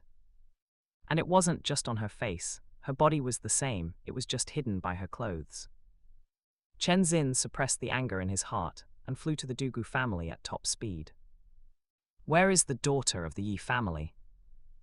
Chen Xin, this is the Douluo residence, not your 7 treasure glazed tile school. Douluo Bo shot up into the sky, coldly staring at Chen Xin opposite him. This guy had come over aggressively, and his tone was quite unfriendly. It was obvious he was here to pick a fight. Douluo Bo might not be able to beat him, but he certainly wouldn't be intimidated in terms of presence. Besides, even if he gave the 7 treasure glazed tile school 10 times the courage, they wouldn't dare to strike against him. Unless the 7 treasure glazed tile school could kill him in an instant, the consequences would be very serious. Chen Xin also realized the problem. Apologies, I was a bit abrupt in my urgency. I came to ask for her help. Douluo Bo's gaze fell on Ning Rongrong in his arms, and when he saw Ning Rongrong's face, goosebumps immediately broke out all over his body. Good heavens, what on earth was that? How could it be so disgusting? If he weren't a titled Douluo, he might have been nauseated to the point of vomiting at that first glance. Follow me. Learning that the other party wasn't here to pick a fight, Douluo Bo immediately landed in a courtyard. Chen Xin followed closely behind. Yi Lingling, Douluo Yan, Yu Tianheng, and others were all gathered here. Lingling saw Douluo has a request, help him see if you can heal her. Douluo Bo spoke first, explaining the situation. Upon hearing this, the gazes of Yi Lingling and the others all fell on Ning Rongrong in Chen Xin's arms. Ugh. Oslo couldn't help but retch, causing Chen Xin's expression to sink. Sorry, Oslo wanted to explain something, but his stomach churned again. However, this time he forcibly held it back. Douluo Yan and the others were also somewhat uncomfortable, but they all forcibly endured it. Yi Lingling did not hesitate and immediately unleashed her spirit. A pink flower appeared in her right hand, and 2 yellow spirit rings rose from beneath her feet. Then both spirit rings flashed simultaneously. A pink light surged from the flower in her hand. It went straight into Ning Rongrong's body. However, Ning Rongrong's condition did not improve in the slightest because of this. Seeing this, Chen Xin's face darkened completely. If even the 9-heart begonia had no way, then who else could heal Rongrong's condition? Let me take a look. Douluo Bo stepped forward, grabbed Ning Rongrong's wrist, and took her pulse. Since ancient times, medicine and poison have been inseparable. To solve the spirit defects of the Douluo family, he had studied regular medical arts quite a bit. Chen Xin also knew about Douluo Bo's situation, so he looked at him with full anticipation. After taking her pulse, Douluo Bo probed Ning Rongrong's body with his spirit power to investigate. Then he looked at the expectant Chen Xin. When did this situation happen to her, and what were the initial symptoms? Chen Xin hurriedly described the situation. Before hearing his description, Douluo Bo had some judgments in his mind, but after hearing him describe it like this, he felt a bit confused instead. From itching to this current state, it was less than 10 minutes in total. Are you kidding me? Chen Xin, seeing him not speaking, immediately became anxious. Say something, will you? As long as you can heal Rongrong, then in the future, no matter what happens, our 7 treasure glazed tile school will support you without hesitation. Douluo shook his head upon hearing this. Judging from her pulse, it should be a disease, but I have never seen this kind of illness, nor have I heard of any disease that could erupt so rapidly. Chen Xin was stunned. A disease? What kind of joke is this? Looking across the entire history of spirit masters, he had never heard of a spirit master getting sick. Even if it was just a one-ring spirit master. Douluo continued, this is just my guess based on her pulse. I don't know if it is specifically a disease. Chen Xin asked in a low voice, can it be cured? Douluo shook his head. If I don't know what illness it is, I don't know how to prescribe medicine. If I don't even know how to prescribe medicine, how can there be talk of treatment? Just at this moment, Ning Rongrong suddenly let out a low moan. Chen Xin and Douluo looked down. They saw that Ning Rongrong's skin had actually broken, and a large amount of white pus was gushing out from beneath the skin. That scene was as disgusting as it could get. However, at this moment, Ning Rongrong actually felt an inexplicable sense of comfort. It didn't itch anymore, and it didn't hurt anymore. It was just that she felt sticky all over, which made her somewhat uncomfortable. It seemed like something was flowing on her face too. Grandmaster, I don't seem to be in pain anymore, and I can't feel the itch either. Ning Rongrong looked up at Chen Xin, grinning to reveal a smile. But as she grinned, white pus immediately flowed into her mouth, and a pungent, fishy stench instantly erupted in her mouth. Chapter 62, Ice and Fire Yin Yang Well. Ning Rongrong suddenly rolled over and broke free from Chen Xin's embrace. She braced her hands against her knees, opened her mouth, and retched towards the ground. Of course, the main reason she was able to break free was that Chen Xin had voluntarily let go. Chen Xin clenched his fists tightly. His eyes, which were usually as calm as an ancient well, now revealed an intense killing intent. The little princess of the 7 treasure glazed tile school, the Rongrong whom he and Old Bone doted on the most, had now turned into this ghostly state. How could he not be angry? Rongrong hadn't realized it yet, but if she were to find out, would she still have the courage to go on living? As Ning Rongrong continued to retch, white pus suddenly oozed out from her sleeve. She was instantly stunned. It's Rongrong. Chen Xin was horrified, but it was already too late to stop her. Ning Rongrong yanked up her sleeve, and what met her eyes was a truly disgusting sight. Rotting skin and flowing white pus. Ning Rongrong didn't scream, she just stared blankly at her arm, seemingly unable to believe that it was her own. The moment she came back to her senses, a piercing scream erupted from her throat. Ning Rongrong whipped her head around to look at Chen Xin. Grandmaster, this isn't real, right? Tell me this isn't real, right? She truly dared not imagine it. Her arm had already turned into this ghostly state, so what about her body and face? One had to know. Whether it was the initial tingling itch or the sticky substance later on. They had been on her face and body too. Did this mean that her face had also turned into this state? Chen Xin wanted to say something but hesitated, not knowing where to begin. Seeing his silence, Ning Rongrong felt even more panicked. She raised her hand to touch her face but stopped in midair. She simply couldn't bring herself to do it. She was afraid that what she would feel would be exactly as she imagined. Not far away, Douluo and the others watched Ning Rongrong, who was on the verge of a breakdown, in silence. Her current appearance was truly quite disgusting. But out of politeness, they dared not show it in the slightest. They could only suppress the disgust in their hearts. At the same time, they were also very confused. Why would the dignified little princess of the 7 treasure glazed tile school turn into this ghostly state? Does this make sense? Even among ordinary people, they had never heard of such a disgusting disease. There was even less reason for a spirit master to contract it. And what kind of disease could break out at such an incredible speed? It would make more sense if someone had poisoned her. Bang! Chen Xin struck the back of Ning Rongrong's neck with his palm, knocking her unconscious. Rongrong loved beauty the most. She would absolutely not be able to accept herself turning into this ghostly state. Let her sleep for now. Now, the only option was to return and see if the sect had any way to treat her. Chen Xin picked up Ning Rongrong and looked at Douluo. This situation shouldn't be a naturally contracted disease, right? He wasn't stupid. Whether it was a disease or something else, it was impossible for it to break out this quickly. Rongrong must have been targeted by someone. But there was one thing he couldn't figure out. Who could possibly have successfully attacked Rongrong right under the nose of a peak Douluo like him, without anyone noticing? Douluo shook his head. Perhaps, perhaps not, I cannot say for sure. Are you kidding me? The person who could turn Ning Rongrong into this ghostly state right under Chen Xin's nose was someone he, Douluo, could not afford to offend.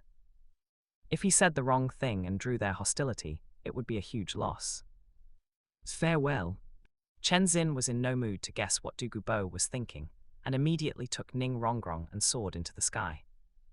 Seeing him leave, Douluo and the others immediately gathered around Douluo. Grandpa, what happened to her? Douluo asked the question that Yi Lingeling and the others also wanted to know. It's highly likely she was targeted by someone. You all should keep a low profile recently, and absolutely do not easily offend anyone, unless you also want to end up like her. Douluo did not hide the truth, and at the same time, he did not forget to warn them. These little brats were none of them easy to deal with. Especially his granddaughter and that little brat Yu Tianheng. It was one thing for them to be overbearing usually. If they still didn't know how to restrain themselves after seeing Ning Rongrong's precedent, they would deserve it if they ran into bad luck. Everyone couldn't help but shiver. Just imagining Ning Rongrong's ghostly state made them feel nauseous. They certainly didn't want to turn into that ghostly state. Grandpa, we will remember. Douluo said solemnly, and the others nodded one after another. Sunset Forest. The greenish poisonous mist was like a protective shield, covering a large area. Lin Chen stood outside the poison formation. He raised his right hand, and as his spirit power surged, the heavenly thunder whip appeared in his palm.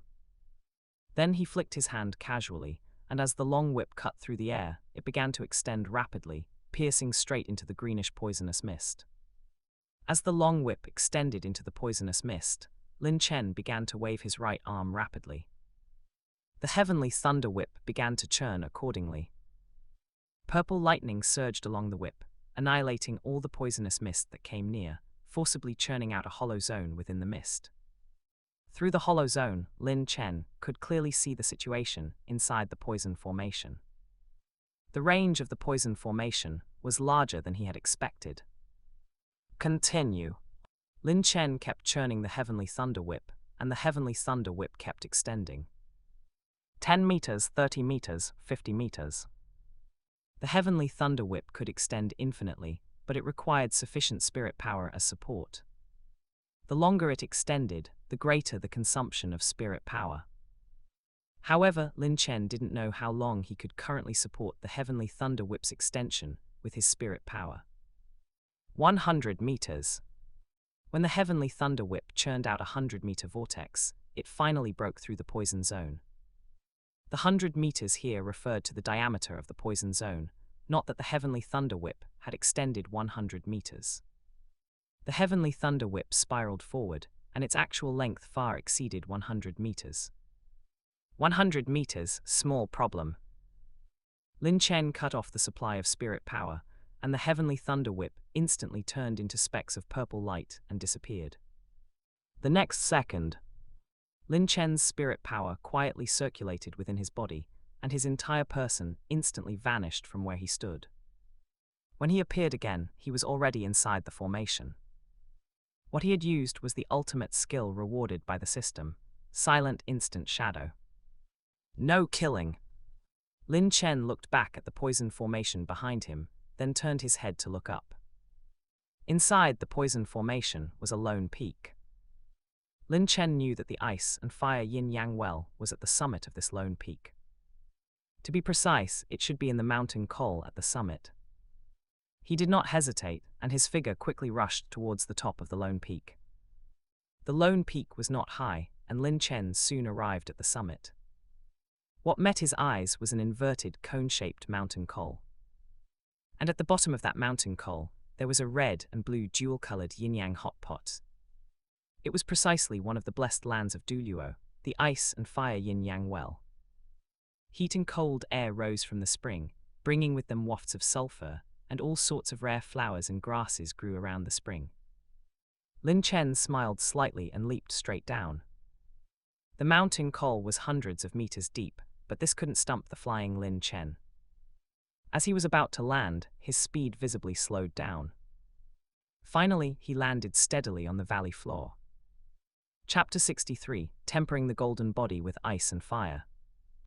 Lin Chen looked around, observing the various plants that were either familiar or foreign, and couldn't help but rub his hands together like a fly. The plants described in the original text were only a tiny fraction of what was in the ice and fire yin-yang well. Lin Chen couldn't identify the vast majority of them. But that didn't matter. As long as he put them into his system inventory, the system would automatically provide the corresponding prompts. Lin Chen's gaze finally landed on a flower with a pale pink light aura around its petals. That was the fragrant silk immortal herb. It was non-toxic itself, but its fragrance had the effect of neutralizing all poisons, rendering them ineffective. It was the nemesis of all toxins. With it around, Lin Chen could scavenge to his heart's content. He didn't need to worry about accidentally touching a highly toxic plant and dying. Start picking. Lin Chen walked over to the fragrant silk immortal herb and picked it.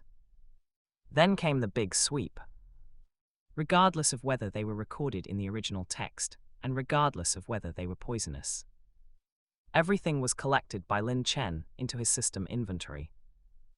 The only things he didn't touch were the octagonal mysterious ice grass and the fiery apricot delicate flower that he would need later.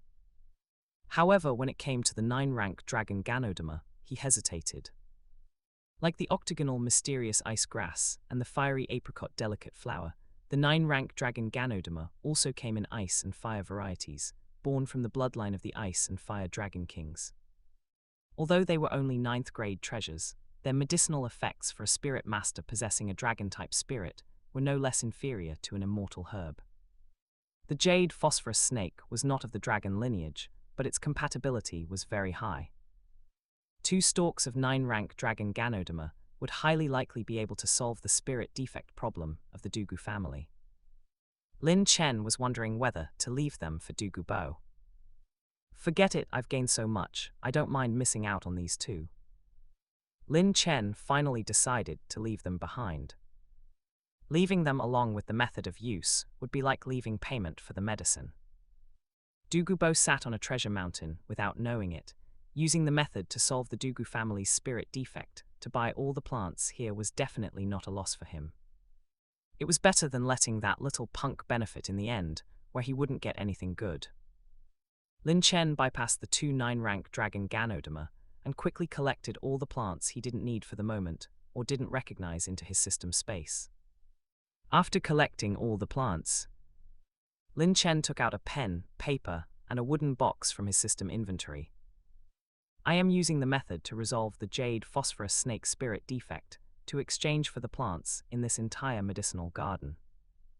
After Lin Chen attached the properties and usage method of the 2 9-rank dragon Ganoderma, he thought for a moment and wrote again. Remember, stay away from those surnamed Tang, otherwise be careful not to lose your life.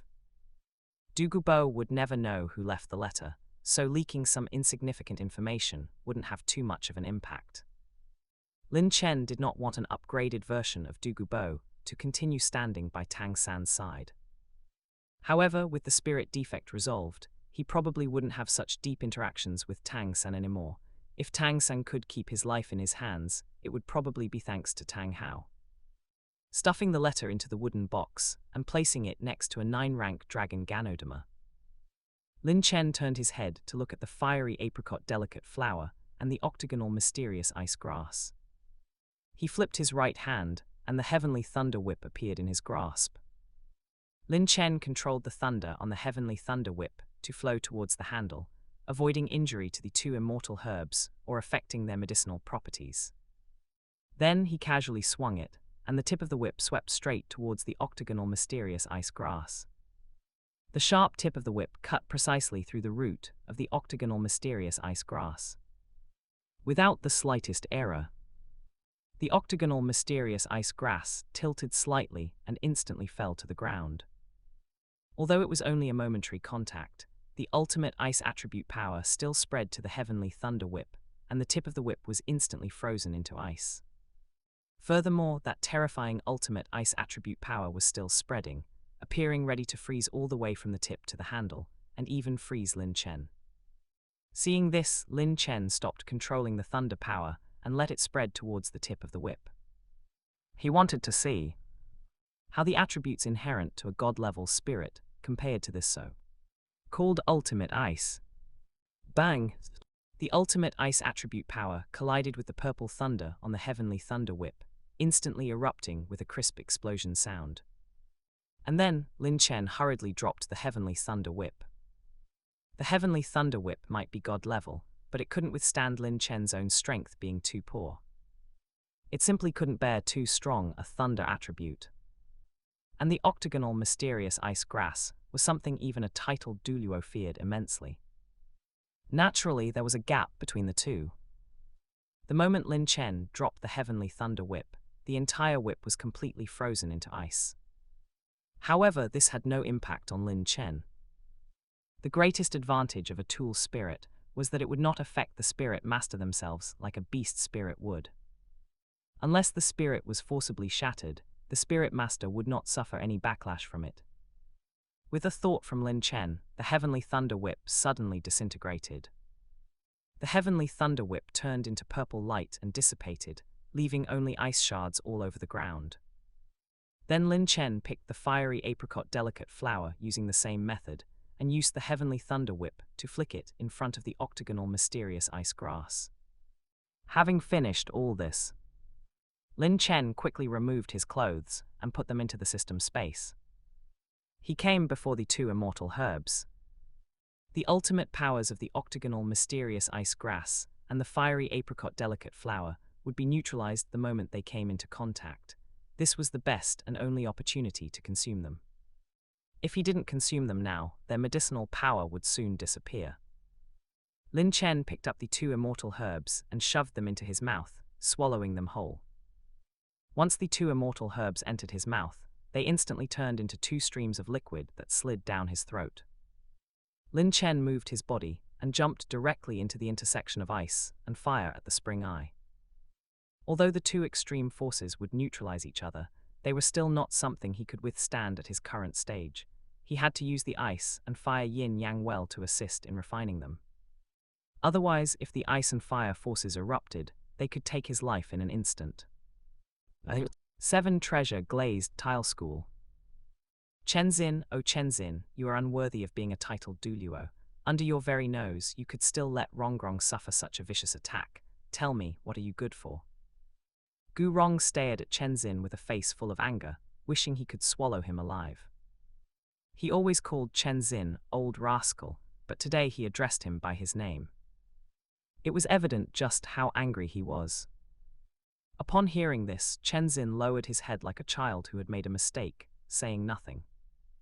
This was indeed his problem. There was no room for excuses. Ning Fengzhai mediated. Now is not the time to dwell on these things, and even who exactly did it is not that important for the time being. The most urgent matter is to find a way to treat Rongrong. You know Rongrong's personality. If she were to wake up and see herself looking like this, she would surely lose the courage to live in an instant. Gu Rong glared fiercely at Chenzin, then looked at Ning Fengzhai. I have already ordered people to notify all the healing soul masters in the sect, but since even the Nine-Heart Begonia couldn't treat it, they probably won't be able to either. We must think of other ways. Chenzin said at this moment, let's issue a bounty to the entire continent. I refuse to believe that in the entire Spirit Master's world, no one can treat this illness. Ning Fengzhai hesitated for a moment. Truly capable Spirit Masters probably won't be moved by money, and as for verbal promises, smart people probably won't take them seriously. Gu Rong almost blurted out, then use a spirit bone as a reward. Ning Fengzhai feigned hesitation. That might not be good. The sect has only a few spirit bones in total, and many elders are looking at them eagerly. Taking one out for Rongrong might chill everyone's hearts. Chapter 64, Wangchu and Autumn Water Dew. As the little princess of the 7 treasure glazed tile school, and the person with the highest talent possessing the 7 treasure glazed tile pagoda spirit after Ning Fengzhai, Ning Rongrong was special. Actually, taking out a spirit bone for Ning Rongrong to absorb was not a big deal. However, giving it to her to absorb and giving one to an outsider were completely different matters. The value of a spirit bone was too high, so high that even though the 7 treasure glazed tile school was the wealthiest sect on the continent, they only had 5 in stock. If they were to give away a spirit bone for such a non-lethal illness, what would those hardworking and meritorious elders think? They had worked themselves to the bone for the sect for many years, and had never received a spirit bone as a reward. Now, just for an illness, to take out such a precious spirit bone and give it to an outsider, what would that make their hard work and dedication count for? If the hearts of the people were lost, betrayals and such would follow one after another.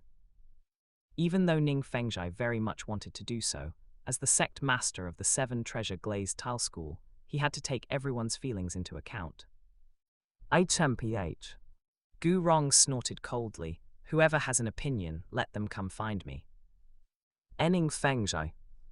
How could the hearts of the people be suppressed? Doing that would only be counterproductive. Chen Xin glanced at Ning Fengzhai. Rongrong suffered this ordeal because of my negligence, so naturally, I will not stand idly by. I will head to extreme north right now. Even if I have to slaughter the 10,000-year circle, I will farm a spirit bone, and that way, they won't be able to pick any faults. Although the Sunset Forest also had 10,000-year spirit beasts, their quality and quantity could not compare to the Stardew Great Forest or Extreme North. And since the Stardew Great Forest was relatively far from Heaven Dew City, going to Extreme North was the most suitable option for Chen Xin to farm a spirit bone. Gu Rong glanced at Chen Xin. I suppose you old things still have a bit of conscience. Ning Fengzhai bowed slightly to Chen Xin. Then I will have to trouble Uncle Sword. This was actually what he had been thinking, but it wasn't convenient for him to say it. It was best that Uncle Sword could realize it himself. Not long after Chen Xin left, many healing soul masters arrived one after another, among whom were healing soul masters proficient in medicine, just like Du Gubo. It was just that they weren't any better than Du Gubo. They could only roughly determine that Ning Rongrong was ill, but they didn't know exactly what the illness was. Helpless, everyone could only line up and treat Ning Rongrong one by one. However, the results were not ideal. Various types of healing soul masters cast all sorts of spirit abilities, yet Ning Rongrong's strange illness showed no signs of improvement. Ooh! Ning Rongrong, who was receiving treatment, suddenly clutched her stomach and crouched down. It's Rongrong. Gu Rong and Chen Xin were both shocked and rushed forward. Dad's bone grandpa. This time the pain came even more fiercely, and it hurt so much that she stopped mid-sentence. Crack, crack, crack. Gu Rong and Ning Fengzhai clenched their fists simultaneously, the cracking sound of their knuckles clearly audible. Damn bastard. To dare to treat Rongrong like this, you had better not let me catch you. Otherwise, I will make you wish you were dead. Ning Fengzhai and Gu Rong had almost the same thoughts at this moment. Their killing intent towards the mastermind behind the scenes had already climbed to the extreme. What the hell are you all standing there for? Use your spirit abilities. Watching Ning Rongrong's painful appearance, Gu Rong suddenly turned around and roared at the crowd. Everyone dared not delay and hurriedly unleashed their spirit abilities. Unfortunately, countless spirit abilities were cast, but still there was no effect. Damn it! Gu Rong's face was gloomy, his terrifying aura enveloping everyone present, pressing them to lower their heads deeply, not daring to even breathe loudly. Gu Rong looked at the crowd, announced to the entire continent that my 7-treasure glazed tile school will offer a 10,000-year spirit bone as a reward to anyone who can cure Rongrong. He didn't mention where the spirit bone would come from. He was in no mood to worry about other people's feelings right now. Whoever dared to speak up would have to bear his wrath. Enning Fengzhai hurriedly added, "The spirit bone will not come from the sect's inventory. Elder Sword has already headed to extreme north to hunt for one." How could anyone dare to say anything else at this time?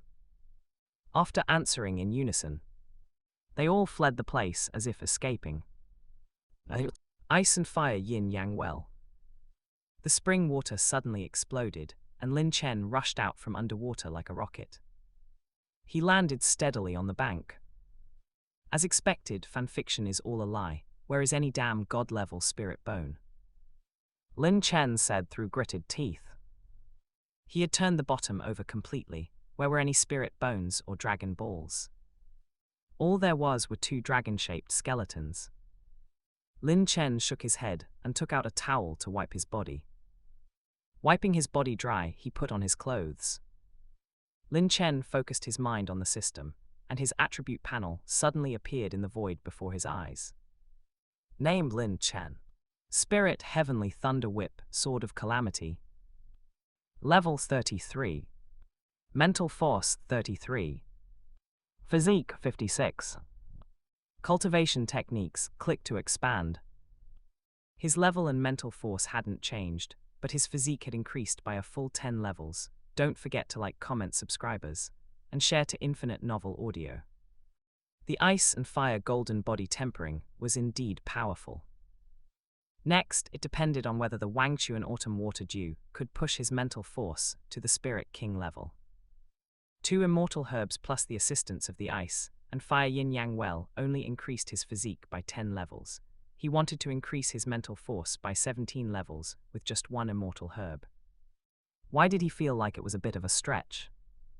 Forget it, let's leave this place first. Lin Chen looked around, exerted force with his feet, and shot up into the sky. Some things you don't fear 10,000, you just fear the what if. What if Du Gubo's old illness suddenly acted up, and he had to come here to suppress it? It was safer to get away from this place as soon as possible. After leaving the ice and fire yin-yang well, Lin Chen directly used Silent Flash Shadow to reach the outside of the poison formation. He randomly chose a direction to travel. After getting far away from the ice and fire yin-yang well, Lin Chen found a cave with no spirit beast aura. He took out an herb from the system backpack.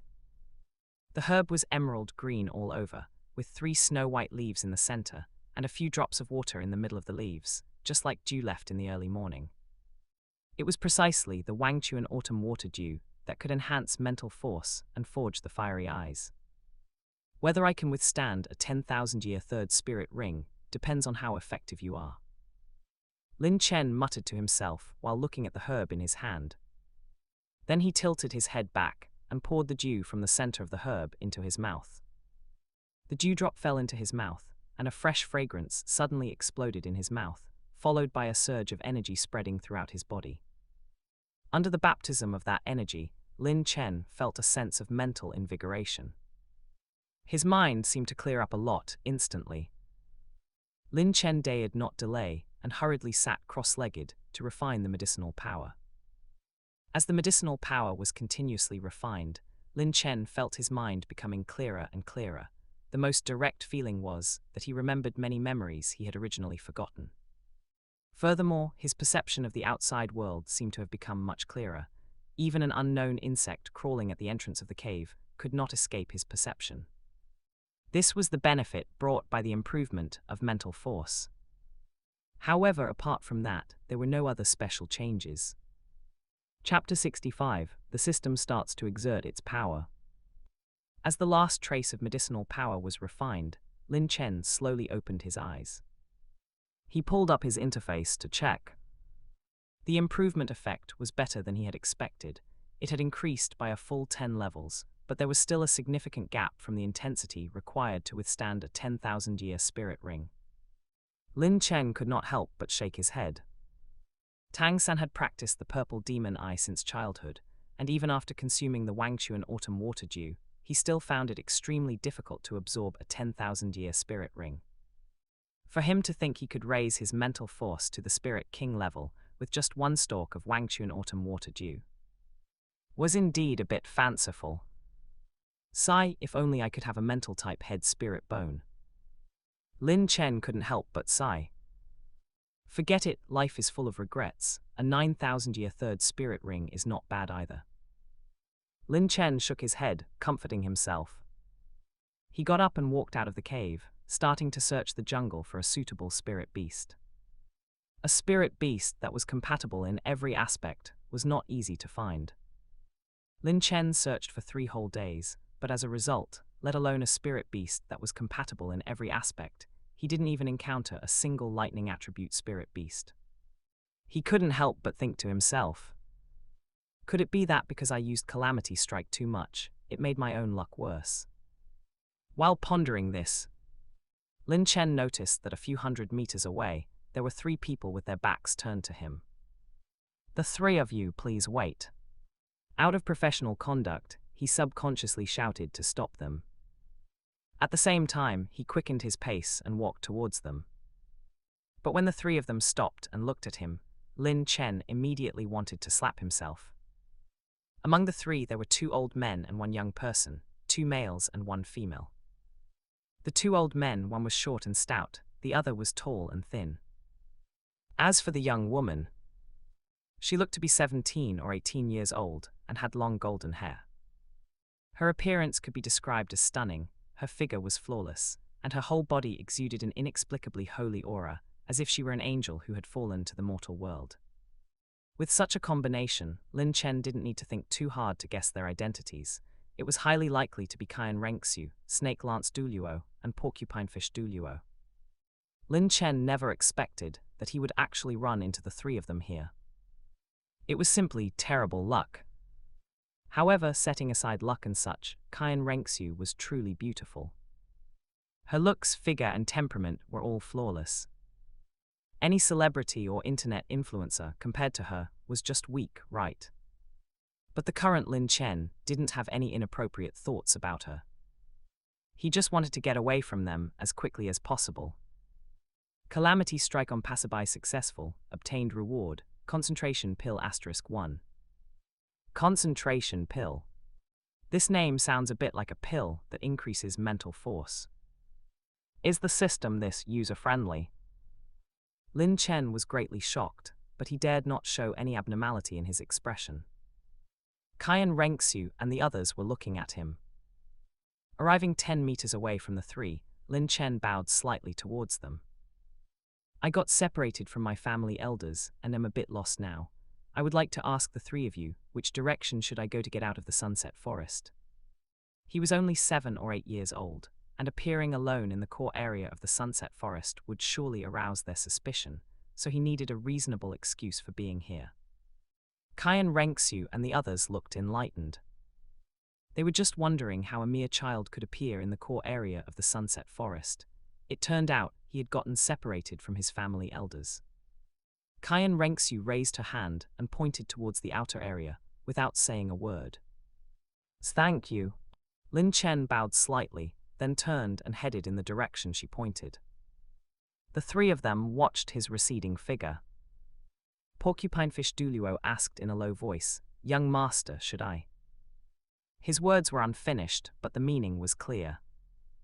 Cayenne Renxiu carried a heavy responsibility and must not encounter any accidents.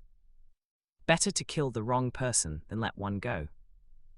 Cayenne Renxiu shook her head. He was just asking for directions. Her current image was not something that couldn't be seen, so if they were to kill an innocent child because of this, how would they be any different from fallen spirit masters? Let's go. I cannot disappear for too long, we need to speed up. Cayenne Renxiu turned and walked deeper inside. Snake Lance Douluo and the other looked at each other and followed silently. I can't stay in this damn place any longer. I'll make an exception and use one system-granted spirit ring. Lin Chen thought to himself. He had searched for 3 days and hadn't found anything. if he ran into Kaian Renxu and the others again on the way back? They wouldn't reason with him.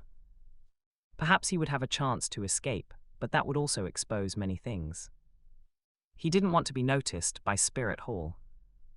With the system, he just needed to develop stealthily to become invincible. There was no need to take this risk at all. However, Lin Chen still took a moment to look at the concentration pill in his backpack. Concentration pill, consume and refine to increase mental force by 1 realm. Lin Chen's eyes lit up. Wouldn't that be enough to let him withstand the mental shock of a 10,000-year spirit ring? System, you're so sensible. Lin Chen praised the system in his heart, feeling very smug. Then he quickly headed towards the outside of the Sunset Forest. The Sunset Forest was not close to Heaven Dew City, so Lin Chen was not in a hurry to go back. He found a remote little woods. Lin Chen took out the concentration pill from his system backpack. It was a milky white pill the size of a little finger. There was no pungent medicinal fragrance, and it didn't even look unusual. Lin Chen threw it directly into his mouth. The moment the pill entered his mouth, it immediately turned into a fluid and slid down his throat. Lin Chen hurriedly circulated his mystic origin art to refine the medicinal power. As the medicinal power was refined, the feeling of consuming the Wangchuan autumn water dew appeared again. His mind became clearer, and his perception became sharper. Time passed slowly, and the medicinal power of the concentration pill was gradually exhausted. Lin Chen opened his eyes and pulled up his interface to check. His mental force had directly increased from level 43 to level 53. It had reached the standard for absorbing a 10,000-year spirit ring. I wonder how many levels of spirit power a 10,000-year third spirit ring can bring me. I hope it won't be like the 2 spirits, giving 0 levels of spirit power. As Lin Chen thought this, a milky white bead the size of a pigeon egg appeared in his right hand, looking just like a large marble. As spirit power surged, the heavenly thunder whip appeared, and 2 spirit rings, 1 yellow and 1 purple, also appeared one after another. Crack!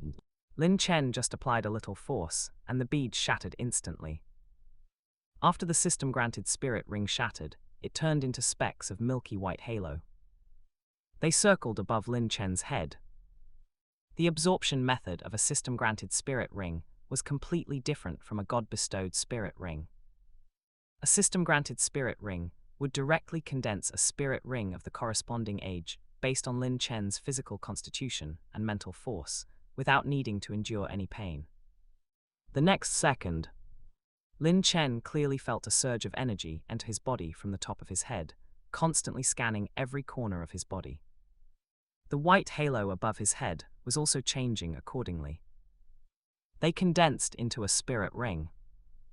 The spirit ring was white at first, but it turned yellow in an instant. The yellow immediately turned into purple. After turning purple, it paused for a moment, then gradually turned black. Chapter 66, Chen Xin's Luck. The spirit ring above Lin Chen's head turned from purple to black and began to slowly descend. Surging spirit power poured into his body along with it. The volume of that spirit power was immense, making Lin Chen's meridians ache faintly. He frantically circulated his mystic origin art to refine it. As spirit power continuously sank into his Danshan, Lin Chen's spirit power level began to soar rapidly. At the same time, information about his spirit ability appeared in his mind. Thunderous Might, using the Heavenly Thunder Whip as a conduit, it summons Heavenly Thunder to perform a group strike on targets within range, with the thunder's power and range increasing as the level rises. It is a growth-type group attack spirit ability, and one day it might even rival 100,000-year spirit ability. It can only be said that it lives up to being a system product. Time passed slowly, and that black spirit ring began to pulsate rhythmically on Lin Chen's body, along with his yellow first ring and purple second ring. This meant that Lin Chen had completely finished absorbing this spirit ring. Phew! Lin Chen opened his eyes and exhaled a long, stale breath. Name Lin Chen.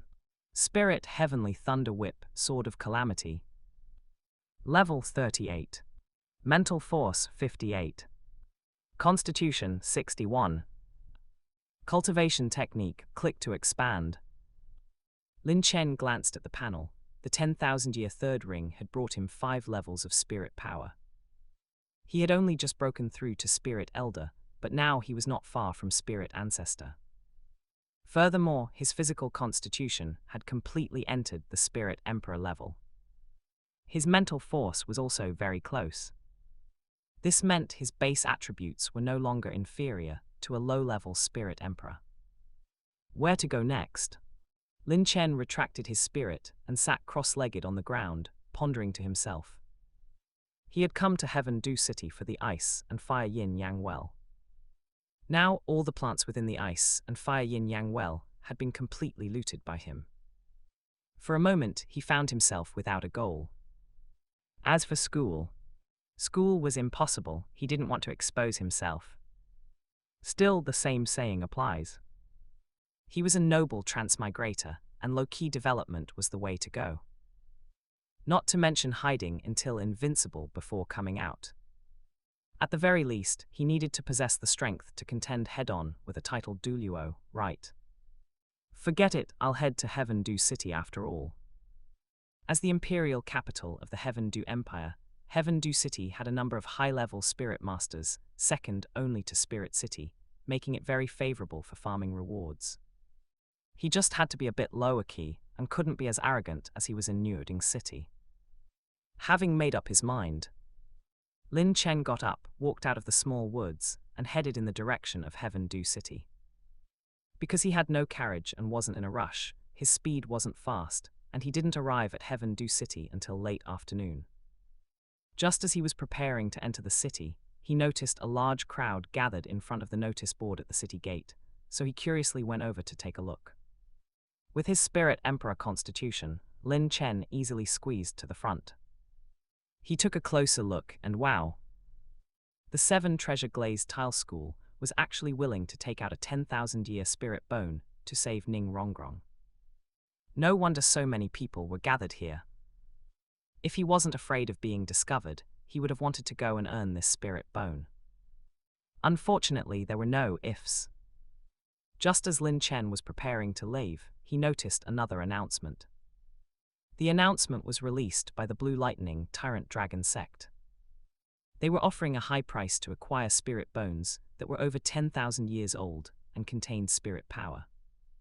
The price and favors were all negotiable. Not all spirit bones could increase spirit power. For example, the mind-condensing wisdom skull that Tang San obtained at the Spirit Master competition could only increase mental force. By specifically emphasizing those that could increase spirit power, was the Blue Lightning Tyrant Dragon sect trying to pile up a titled Douluo. Lin Chen couldn't help but shake his head. Only a fool would sell such good things as spirit bones. And they even wanted ones over 10,000 years old. If they could actually acquire them, then in the original work, Sect Master Yu Yuanzhen shouldn't have been the only titled Douluo.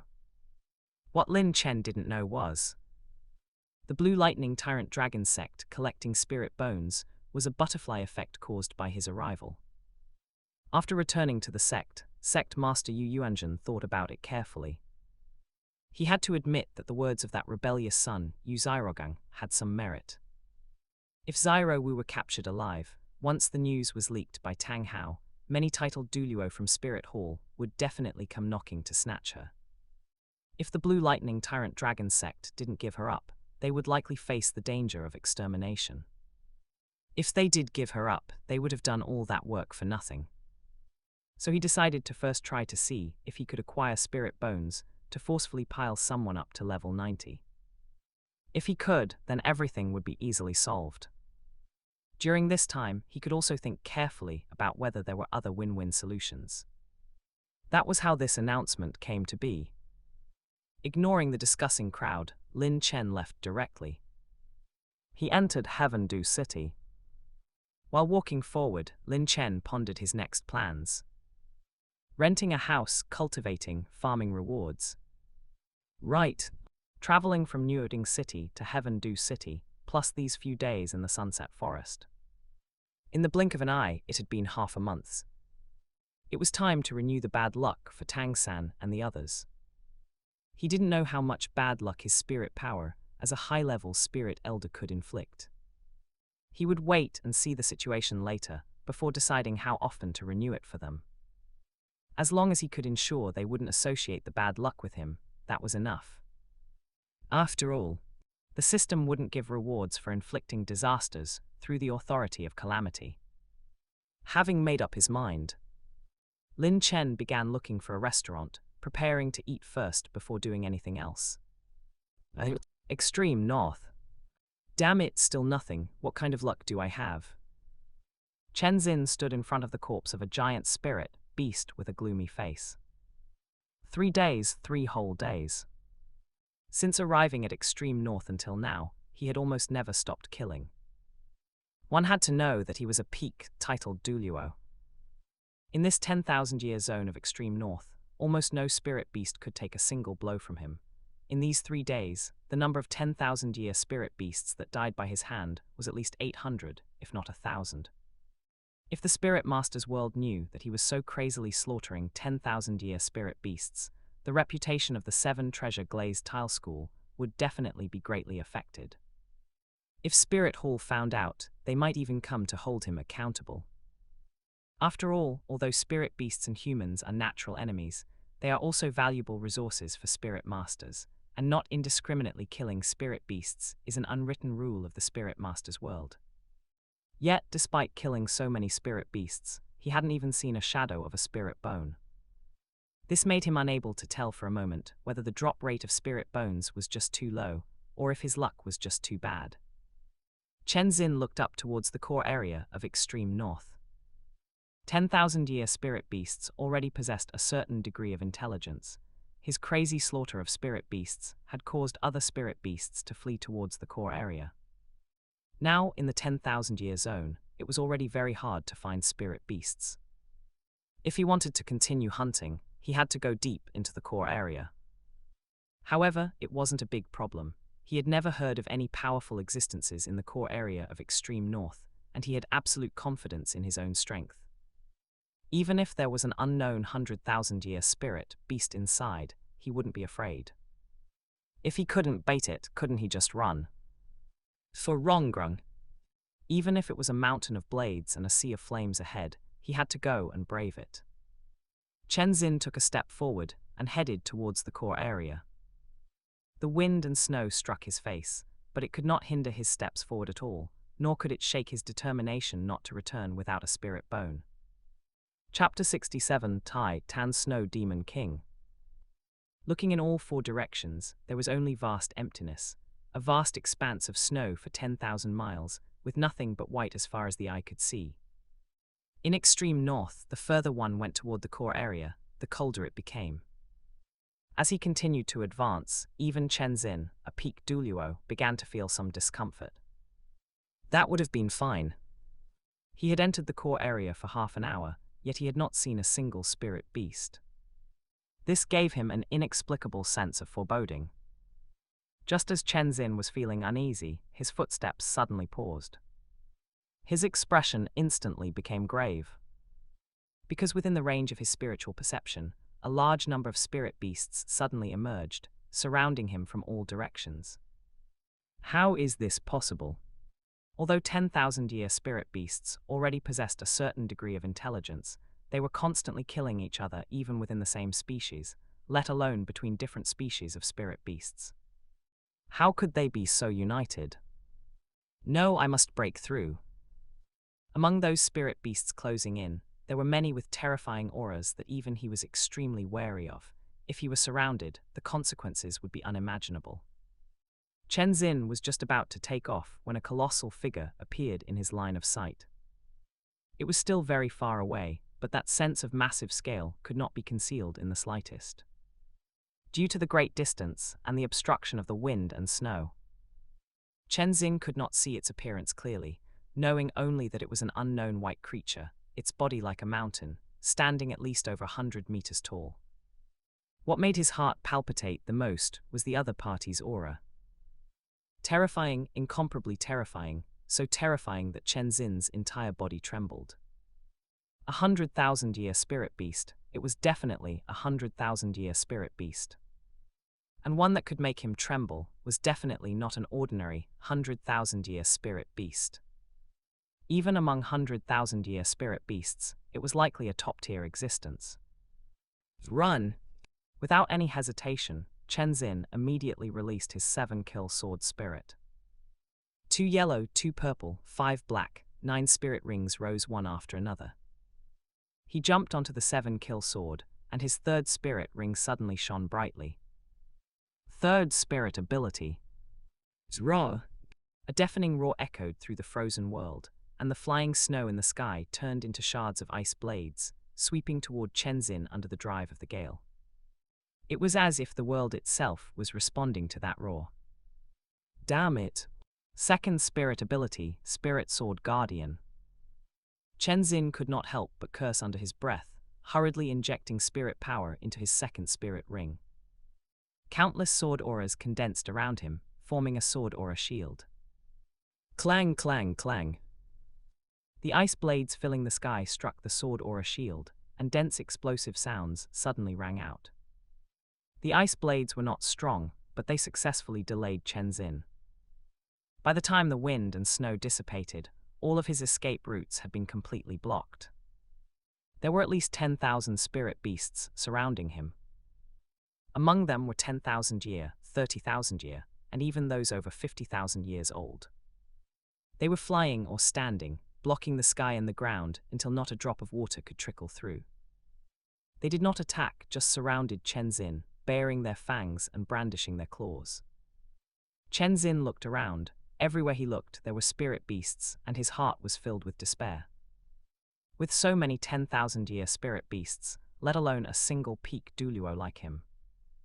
Even if the super Douluo from Spirit Hall, who defeated his father, came, they would likely be worn to deaths. And don't forget, there was an even more terrifying existence behind them. The reason these spirit beasts were so united was likely because of that big guy.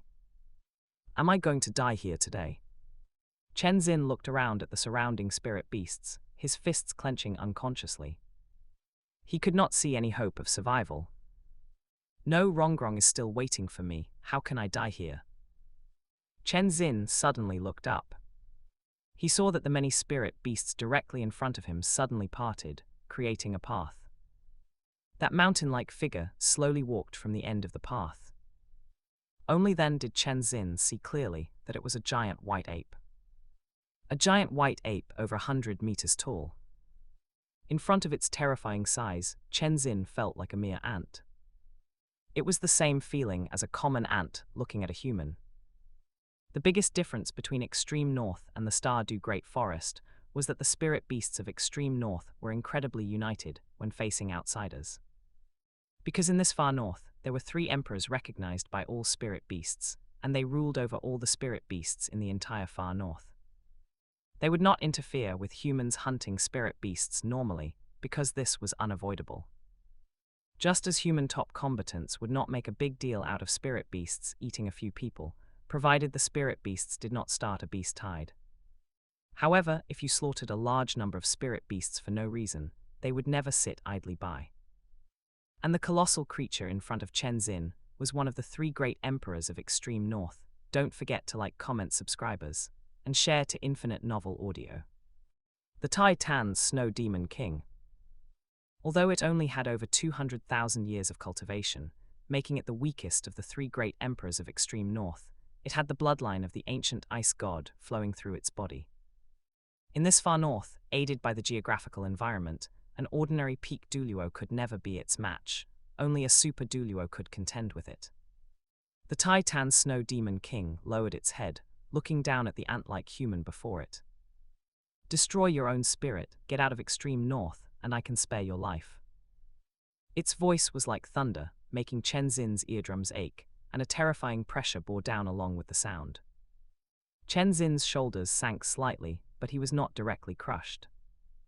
Destroy his own spirit, he would rather die. He gritted his teeth, lifted his head against the pressure, and looked up at the Tai Tan Snow Demon King. My 7 treasure glazed tile school is the top spirit master force in the human world. with over 24 titled Douluo. Are you sure you want to go to war with us over such a small matter? Chen Xin knew deep down that he certainly could not win.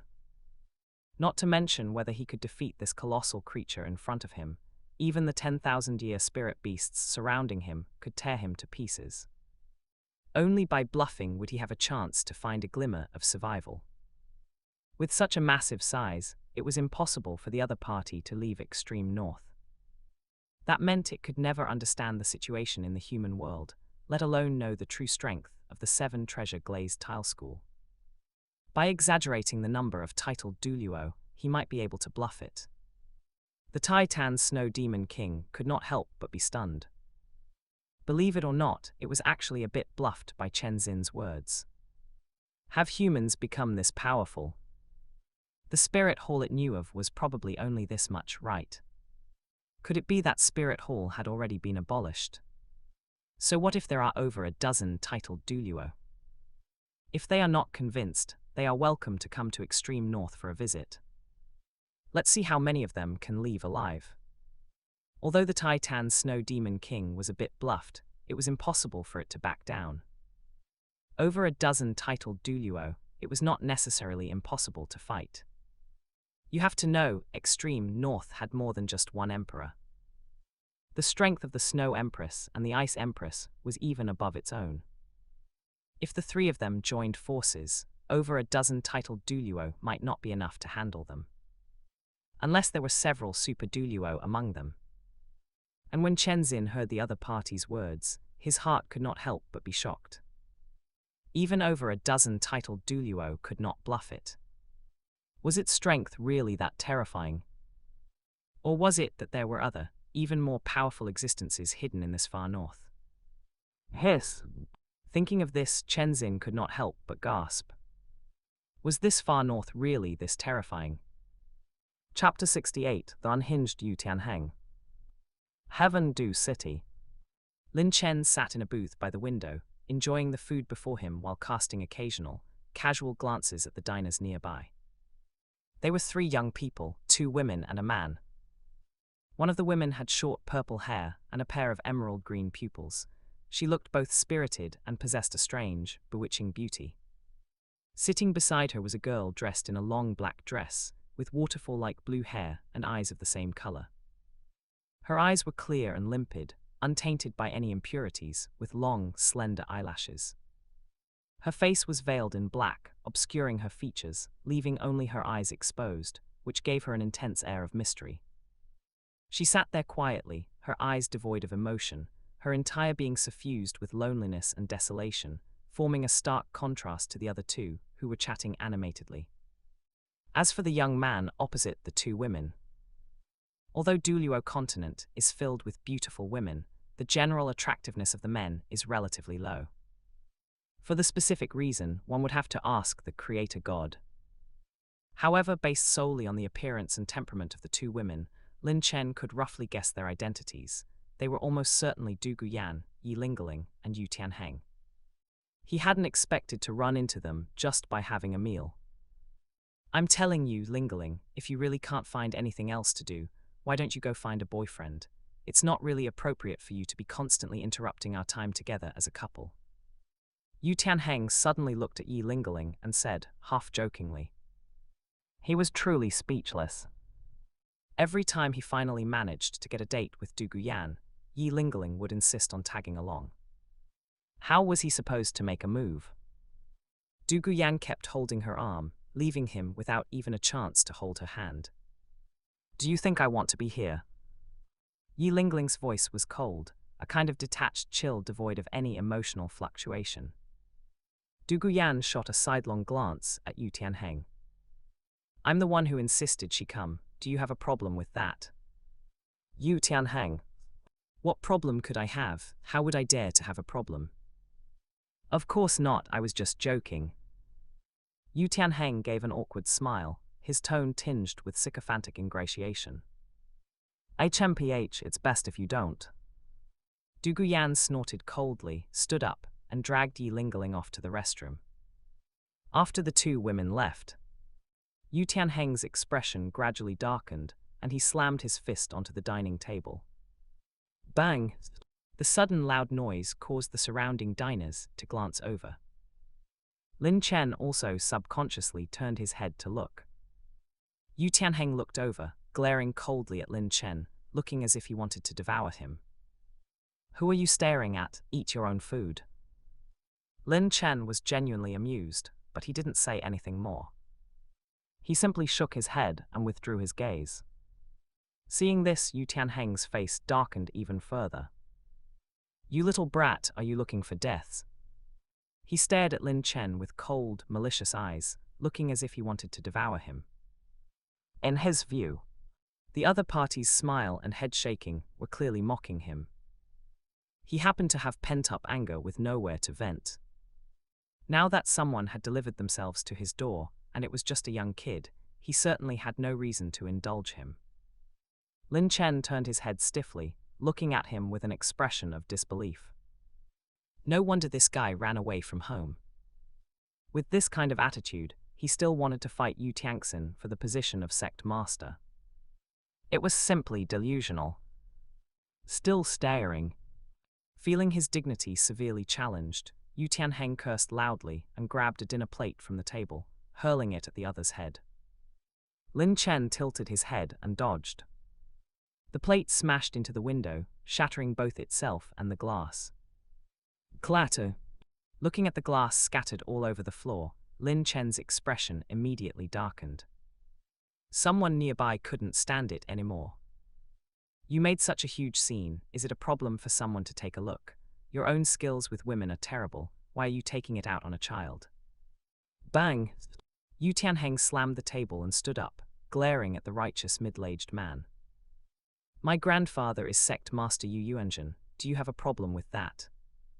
Upon hearing this, the middle-aged man's expression changed drastically, and he hurriedly turned back and sat upright. Can't afford to offend him, definitely can't afford to offend him. The Blue Lightning Tyrant Dragon sect was not something ordinary people like them could afford to offend. Seeing this, Yu Tianheng gave a contemptuous smile and turned his head back to look at Lin Chen.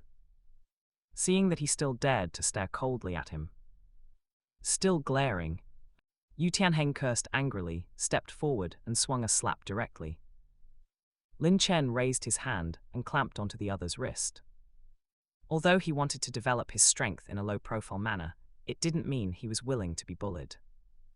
He wasn't hands-in, he couldn't tolerate the humiliation of crawling between someone's legs. If he let someone attack him right in his face without fighting back, what was the point of even cultivating? Yu Tianheng tried to pull his hand back, but was surprised to find that the other's strength was astonishing. Even using all his strength, he couldn't shake the other person at all. The other person's stance didn't even waver. "You actually dare to fight back?" Yu Tianheng was furious and raised his leg to kick at Lin Chen. Seeing this, Lin Chen didn't even stand up. He simply struck first despite moving second, landing a fierce kick on Yu Tianheng's knee. Crack! The sound of bone cracking rang out, and Yu Tianheng's body went limp, causing him to kneel directly in front of Lin Chen. Slap! Lin Chen followed up with a heavy slap, knocking him flat on the ground. Hiss! Gasps of shock echoed through the restaurant, and all the diners stared at Lin Chen in stunned silence.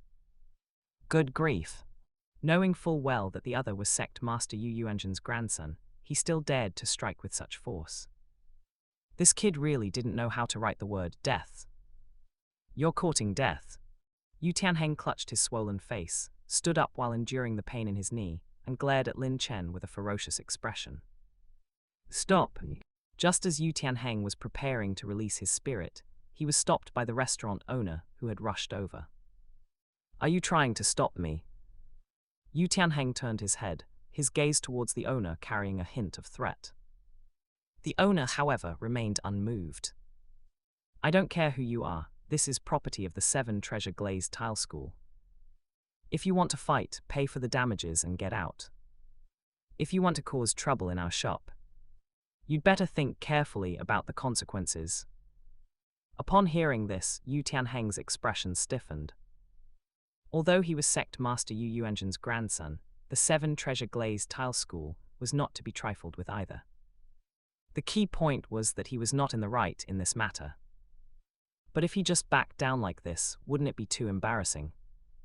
Just when he was in a dilemma, Du Guyan and Yi Lingling, who had just gone to the restroom, returned. What's going on?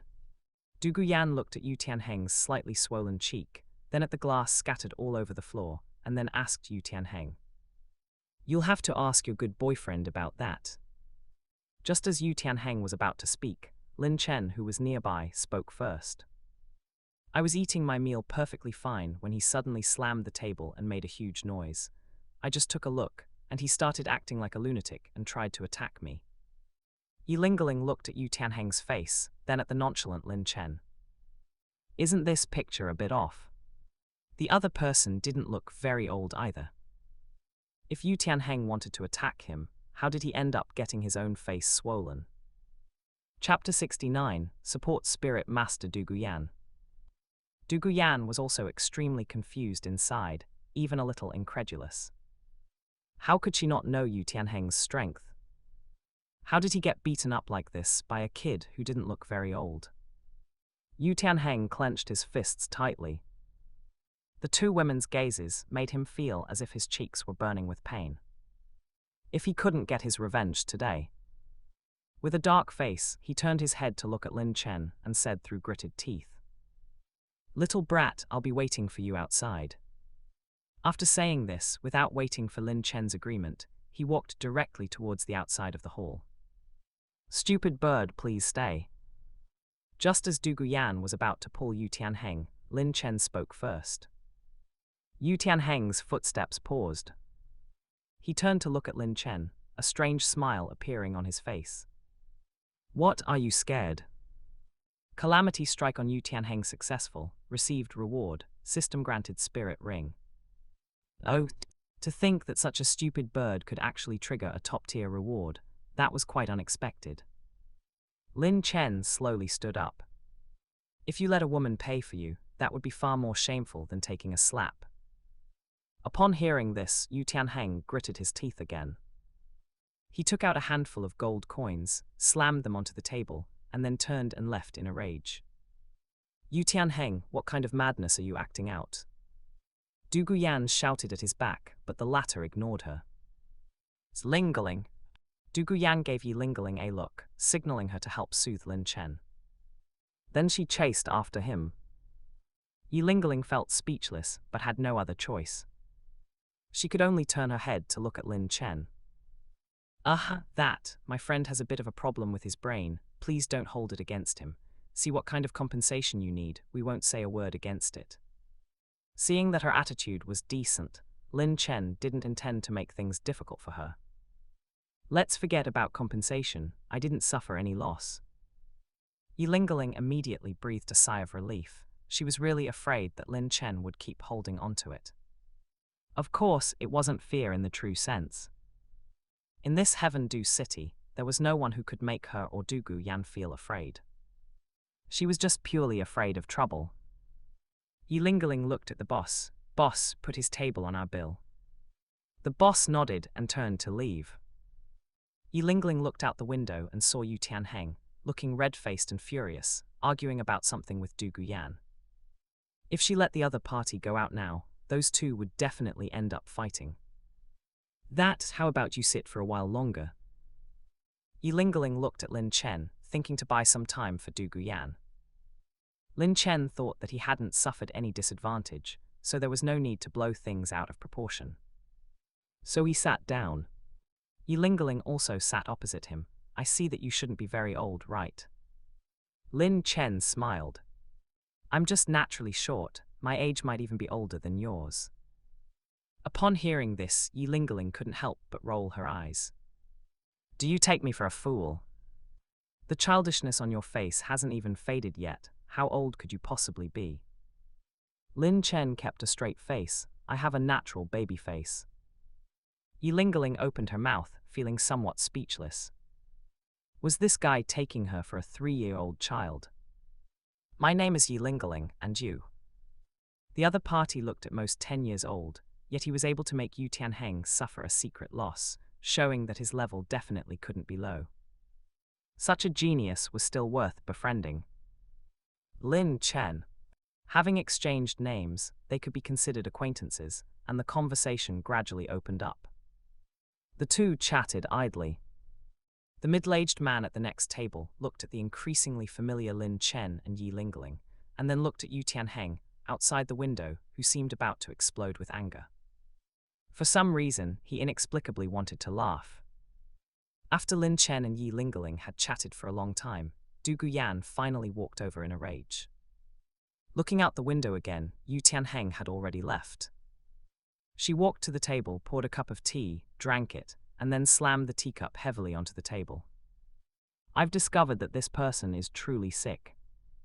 Saying that I took a fancy to that pretty boy, how the hell could I take a fancy to a little brat? Ahem. Yi Lingling hurriedly coughed to interrupt, and gave Du Guyan a signaling look. The person involved was still right here. Du Guyan turned to look at Lin Chen, and an awkward smile immediately appeared on her face. Sorry, I really couldn't help it. No problem. Lin Chen waved his hand, stood up, and said to Yi Lingling, I'll be going first. Yi Lingling also stood up. Let's go together, we're not in the mood to eat anymore either. Du Guyan couldn't help but be stunned. Her eyes kept scanning back and forth between Yi Lingling and Lin Chen. Her intuition told her that there was something going on. She narrowed her eyes at Yi Lingling, revealing a meaningful, wicked smile. Yi Lingling gave her a big eye roll. Du Guyan grabbed Yi Lingling, who wanted to follow Lin Chen's pace. Good for you, Yi Lingling. I was being angered to death outside, and you were inside flirting with a man, right? And, dare you be even more beastly, how old is he anyway? Yi Lingling was speechless. Are you sick? You just said it yourself, how old is he, could I be that beastly? Du Guyan, however, looked suspicious. That's not for sure, what if you really have a fetish for this? Get lost, get lost, get lost. Yi Lingling pulled her arm away in annoyance and chased after Lin Chen. Du Guyan followed with a wicked grin on her face. The three came to the front desk to settle the bill, and then walked out of the restaurant together. Du Guyan took Yi Lingling's arm and looked at Lin Chen to ask, Little friend, where do you live? Her good best friend rarely showed interest in the opposite sex. Today, no matter what, she had to act as a support spirit master once, and must help Lingling take him down. Although Lin Chen was still young, he would grow up eventually. Don't pay attention to her, she's sick too. How could Yi Lingling not know what she was thinking? While helping Lin Chen out of the awkward situation, she couldn't help but pinch the soft flesh on her waist. Du Guyan felt pain and glared fiercely at her best friend. Lin Chen always felt the two were strange, but he didn't think too deeply about it. There's nothing that can't be said. I'm not a local, currently I'm staying at a hotel, and I'm just preparing to rent a place. Yi Lingling muttered to herself, renting a place. Her family did have quite a few vacant properties, but if Lin Chen lived alone, it might seem very empty, and the rental budget was also a problem. Du Guyan's eyes rolled. It just so happens we have nothing to do tomorrow, so let us two landlords help show you the way. Yi Lingling turned to look at her. How did it just happen that they had nothing to do? Wasn't there school tomorrow? Sure. Lin Chen nodded and stopped. With beauties accompanying him, he naturally had no objections. Du Guyan looked at Yi Lingling with a smile, wearing an expression that said, hurry up and praise me. Yi Lingling. She was truly speechless. She really didn't have that kind of intention towards Lin Chen. Why wouldn't this little wench believe her? Du Guyan seemed not to see her expression, acting on her own to agree with Lin Chen on the time and place to meet tomorrow, and only then did they part ways. Just as Lin Chen had walked far away, Yi Lingling glared angrily at Du Guyan. What on earth are you doing? Chapter 70, Calamity Strike from Afar on Yu Tianheng.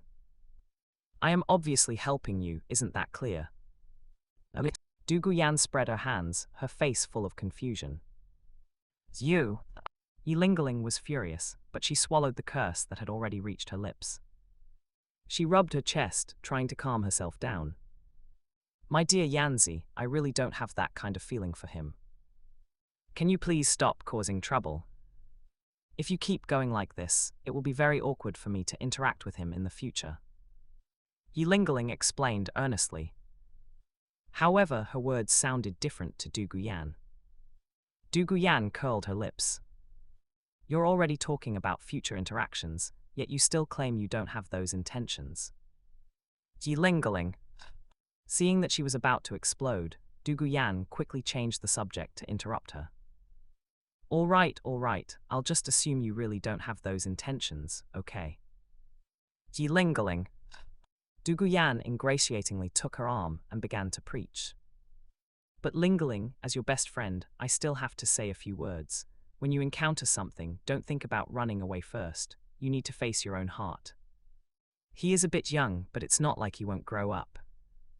Won't it be fine in a few years? But I have to say, your taste is actually quite good. Although he is still young, his foundation is good. He will definitely be a top-tier hunk when he grows up. Yi Lingling wanted to interrupt, but Du Guyan didn't give her the chance. And the fact that he could give Yu Tianheng such a hard slap shows that his rank is definitely not low. He's handsome and talented.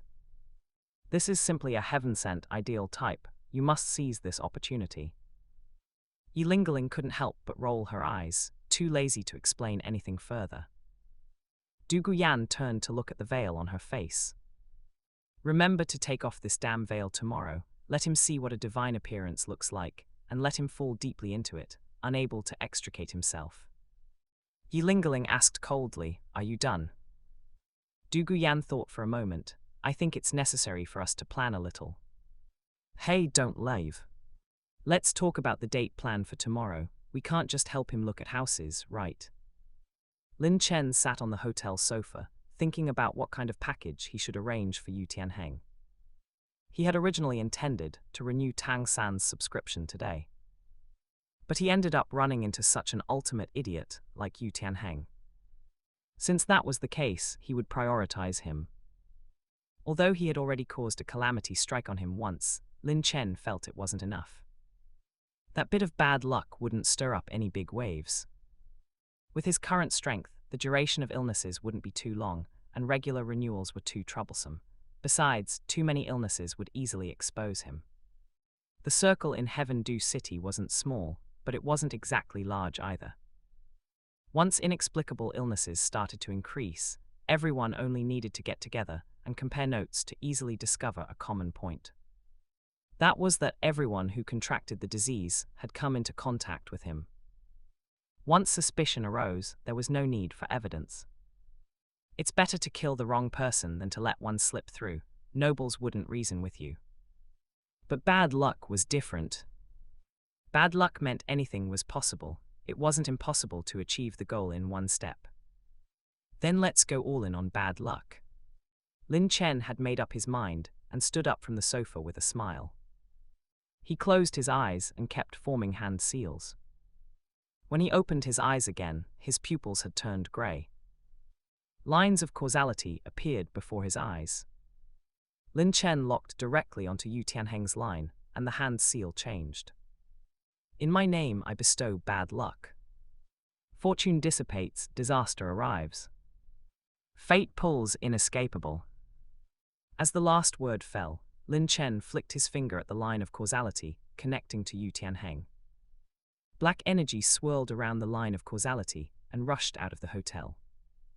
It sped through the city, quickly followed the line of causality to an inconspicuous shop, and burrowed into the space between the eyebrows of Yu Tianheng, who was sitting on a mahogany chair.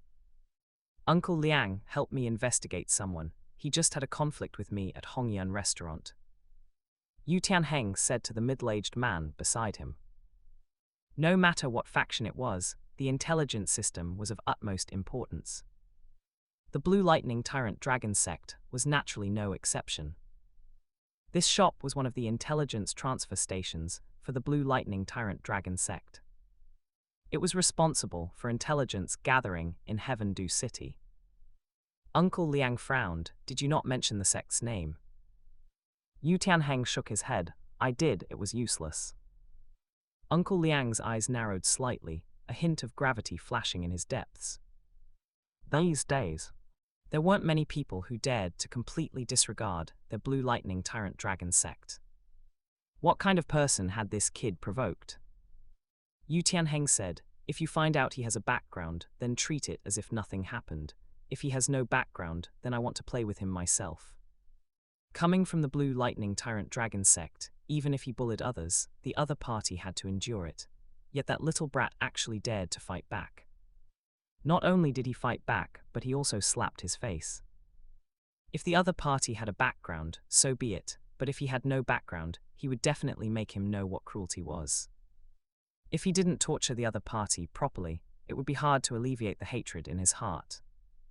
Uncle Liang nodded with satisfaction, being able to remain rational after suffering a loss. It seems you have indeed learned a lot outside these past few years. Yu Tianheng smiled bitterly. People, after all, will grow up one day.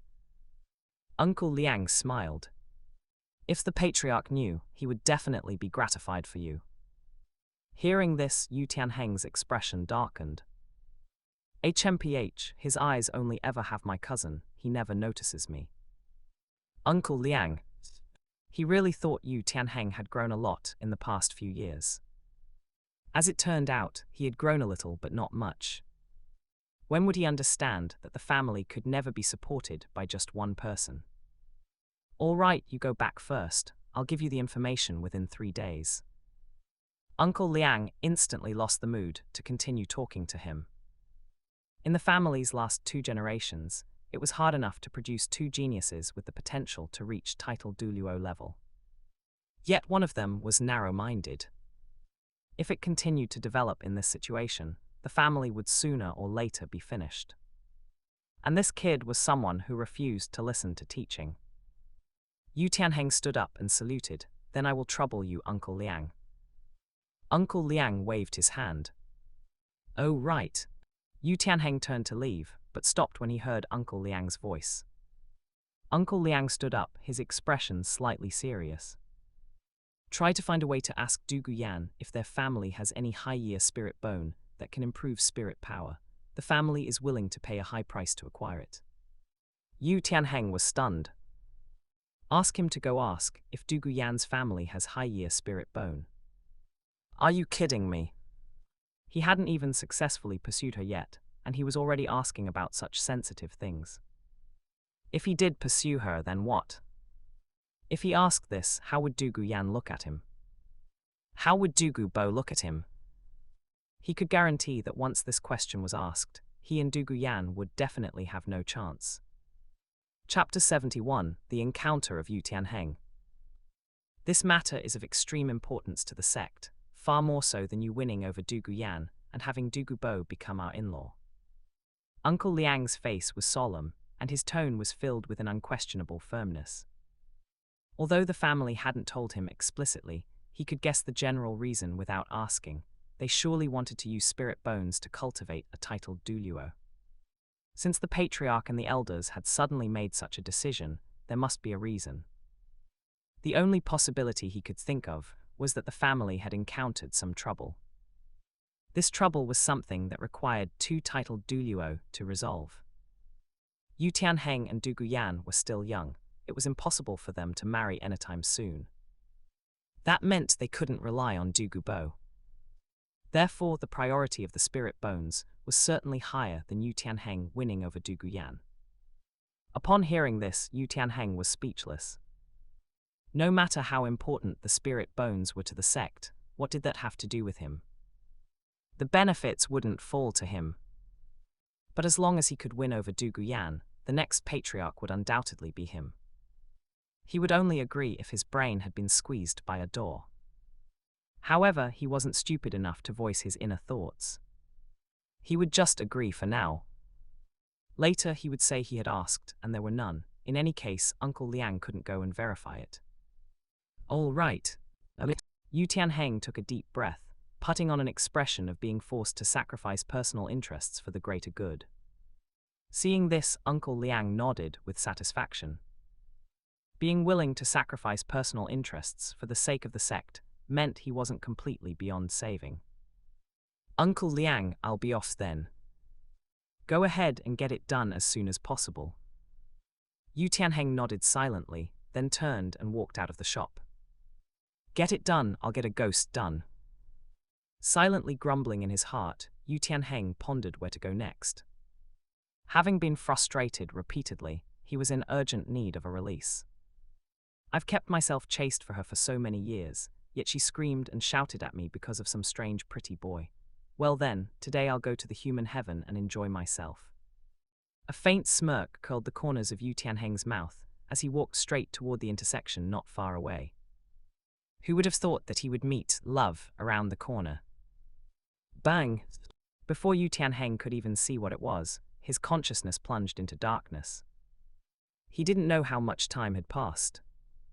An intense, sharp pain forcibly dragged Yu Tianheng out of the darkness. He snapped his eyes open. A massive palm magnified infinitely in his vision, finally landing squarely on his face. Slap! Yu Tianheng felt his head buzzing, to the point that he couldn't even see his surroundings clearly. Bastard, do you know who I am? Yu Tianheng turned his head sharply and finally saw the appearance of his assailant. It was a mysterious person completely wrapped in a black robe, even wearing a black mask on his face, with only his eyes, nose, and mouth exposed to the air. The environment he was in was a sealed room. The room was about 10 square meters and empty. The only people in the entire room were the mysterious person and himself, who was hanging in the center of the room. Yu Tianheng tried to circulate his spirit power, only to find that the spirit power within his body was being suppressed completely, and he couldn't mobilize even the slightest bit. The culprit suppressing his spirit power was the iron chain binding his hands. If I didn't know, I wouldn't have dragged you here. The mysterious person's voice was slightly hoarse. Yu Tianheng's expression tightened, and he squinted as he sized up the mysterious person. Are you one of that brat's men? The only person he had offended recently was that brat from today. He hadn't expected this. That brat's reaction time was even faster than his. He had only just given the order. The mysterious person couldn't help but be stunned. What brat? Yu Tianheng was also stunned, wondering if he had guessed wrong. He took a deep breath. Regardless of whose man you are, there must be a reason for kidnapping me, right? The corners of the mysterious person's mouth under the mask curled slightly. I love chatting with smart people. I hope you can stay smart. Now tell me, forget to like, comment, subscribers, and share to Infinite Novel Audio. Why has your Blue Lightning Tyrant Dragon sect suddenly started purchasing spirit bones in bulk? A dangerous glint flashed in the mysterious person's eyes. Yu Tianheng looked at him with a dumbfounded expression, opening his mouth several times, but unable to utter a word. Look here, buddy. Don't you know that I've left home for many years? You're asking me. Upon hearing this, the mysterious person couldn't help but curl his lips high. Congratulations, wrong answer. With that, he slammed a fist into Yu Tianheng's stomach. Bang! Yu Tianheng felt as if his abdomen had been torn apart, and his stomach churned violently. Ugh! He retched continuously, but only managed to spit out some bile. The mysterious person did not stop there. He threw punch after punch, treating Yu Tianheng entirely like a punching bag. Bang bangs bang.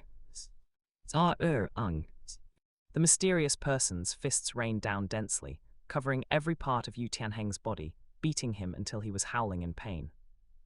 Although the mysterious person had intentionally restrained his strength, he still beat Yu Tianheng until his bones showed varying degrees of fractures. Stop hitting, I'll talk. Yu Tianheng couldn't bear such pain and immediately shouted for him to stop. Even though he really didn't know anything at all. The mysterious person stopped, a gratified smile overflowing from his eyes and the corners of his mouth. Speak! How would Yu Tianheng know why the sect had suddenly started purchasing spirit bones in bulk? He could only guess. Fortunately, based on the available information, it wasn't hard to guess. High-rank spirit bones that could increase spirit power. Without needing to think too hard, he knew they definitely wanted to cultivate a titled Douluo. The sect wants to cultivate a titled Douluo. The mysterious person nodded with satisfaction. This was similar to what they had guessed. Of course, this was not the real reason he had dragged Yu Tianheng here. This question was merely an appetizer to gradually break his will. Look at you, if you had just spoken up earlier, you wouldn't have had to suffer such a beating, would you? Yu Tianheng was furious inside, but he dared not show it. So, can you let me go now? The mysterious person smiled faintly. Now, tell me, why is your Blue Lightning Tyrant Dragon sect suddenly in such a rush to cultivate a titled Douluo? What are you planning? Yu Tianheng wanted to speak but stopped. How would he know why? But if he said he didn't know, he would certainly be unable to avoid another beating. What was he to do? Big brother, why don't you just say what exactly you want me to do? Although Yu Tianheng wasn't particularly broad-minded, it didn't mean he was stupid. If the other party really wanted to probe for important information about the sect, they definitely wouldn't come looking for him, a peripheral figure who had left home for many years. He had been knocked unconscious and brought here near an intelligence transfer station, which meant that the transfer station had long been exposed to their view. Wouldn't it be more useful for them to capture Uncle Liang and interrogate him than to capture him? The mysterious person laughed. You really are a smart person, but I don't particularly like people who are too smart. As he spoke, the mysterious person flipped his right hand, and all sorts of chaotic things appeared. They were torture instruments, all kinds of torture instruments. Yu Tianheng's eyes widened immediately, and an unspeakable fear instantly engulfed him. No, don't. I beg you, I'll agree to whatever you want me to do. Chapter 72, The Lynch Eye of Yu Tianheng. The mysterious person did not soften his heart because of Yu Tianheng's desperate pleas. Different people require different methods. To drive a selfish, cowardly person, gentle methods are useless. This kind of person will not remember your kindness. Instead, they are prone to pushing their luck. For such people, you need a combination of fear and profit. The mysterious person's goal right now was to create an unforgettable memory for him. To let him know the consequences of betraying him. The mysterious person picked up a small knife and scraped it against Yu Tianheng's face. Don't be nervous. As a healing-type spirit master, I can guarantee your life. It will just be a little painful, that's all.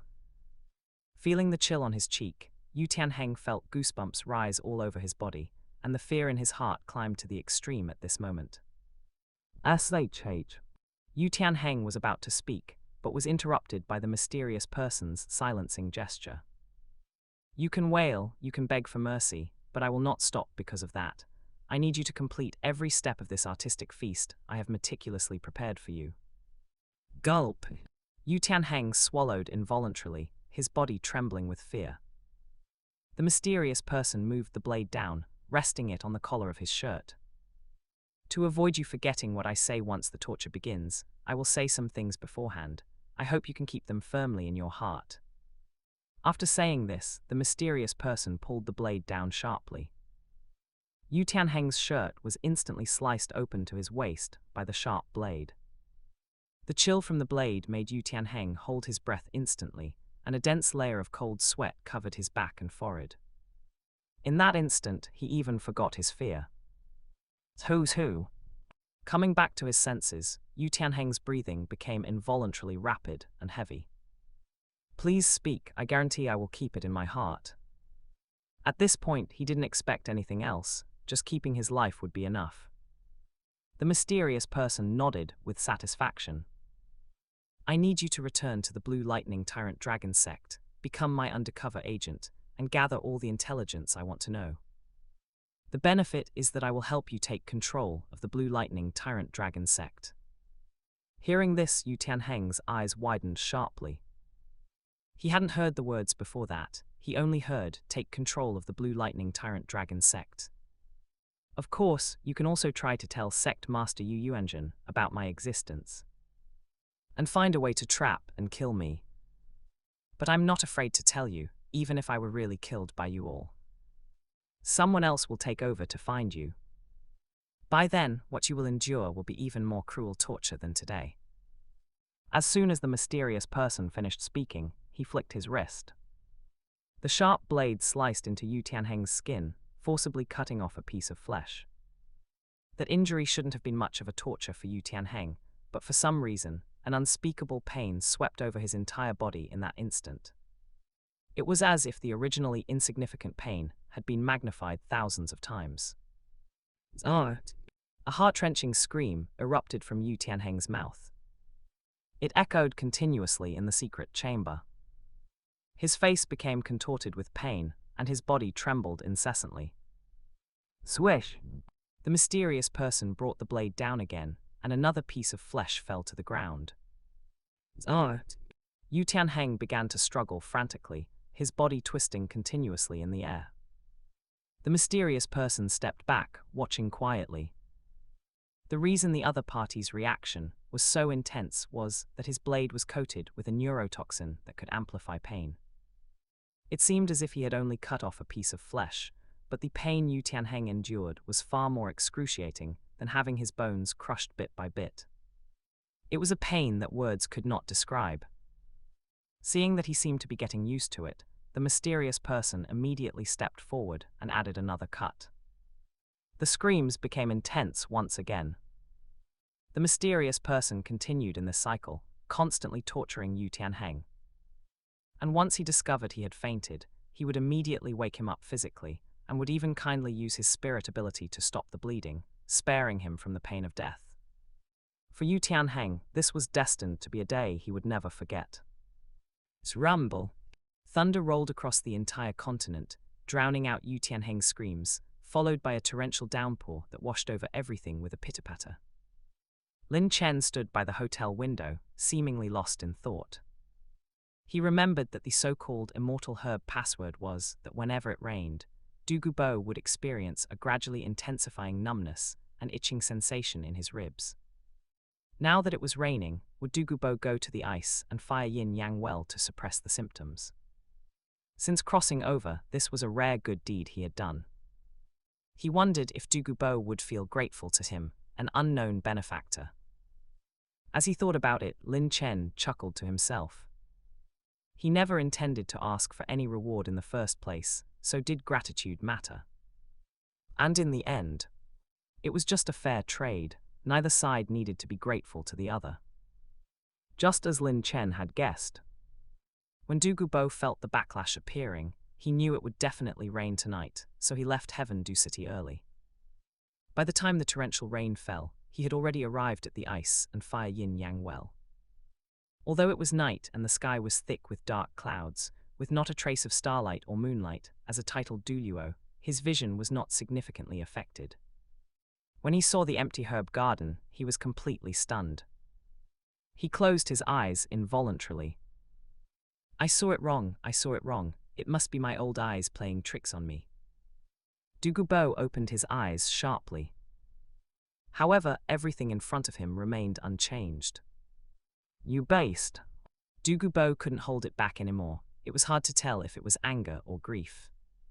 He didn't understand. He had clearly set up a poison formation outside, so why was someone able to break in? And who could break through his poison formation?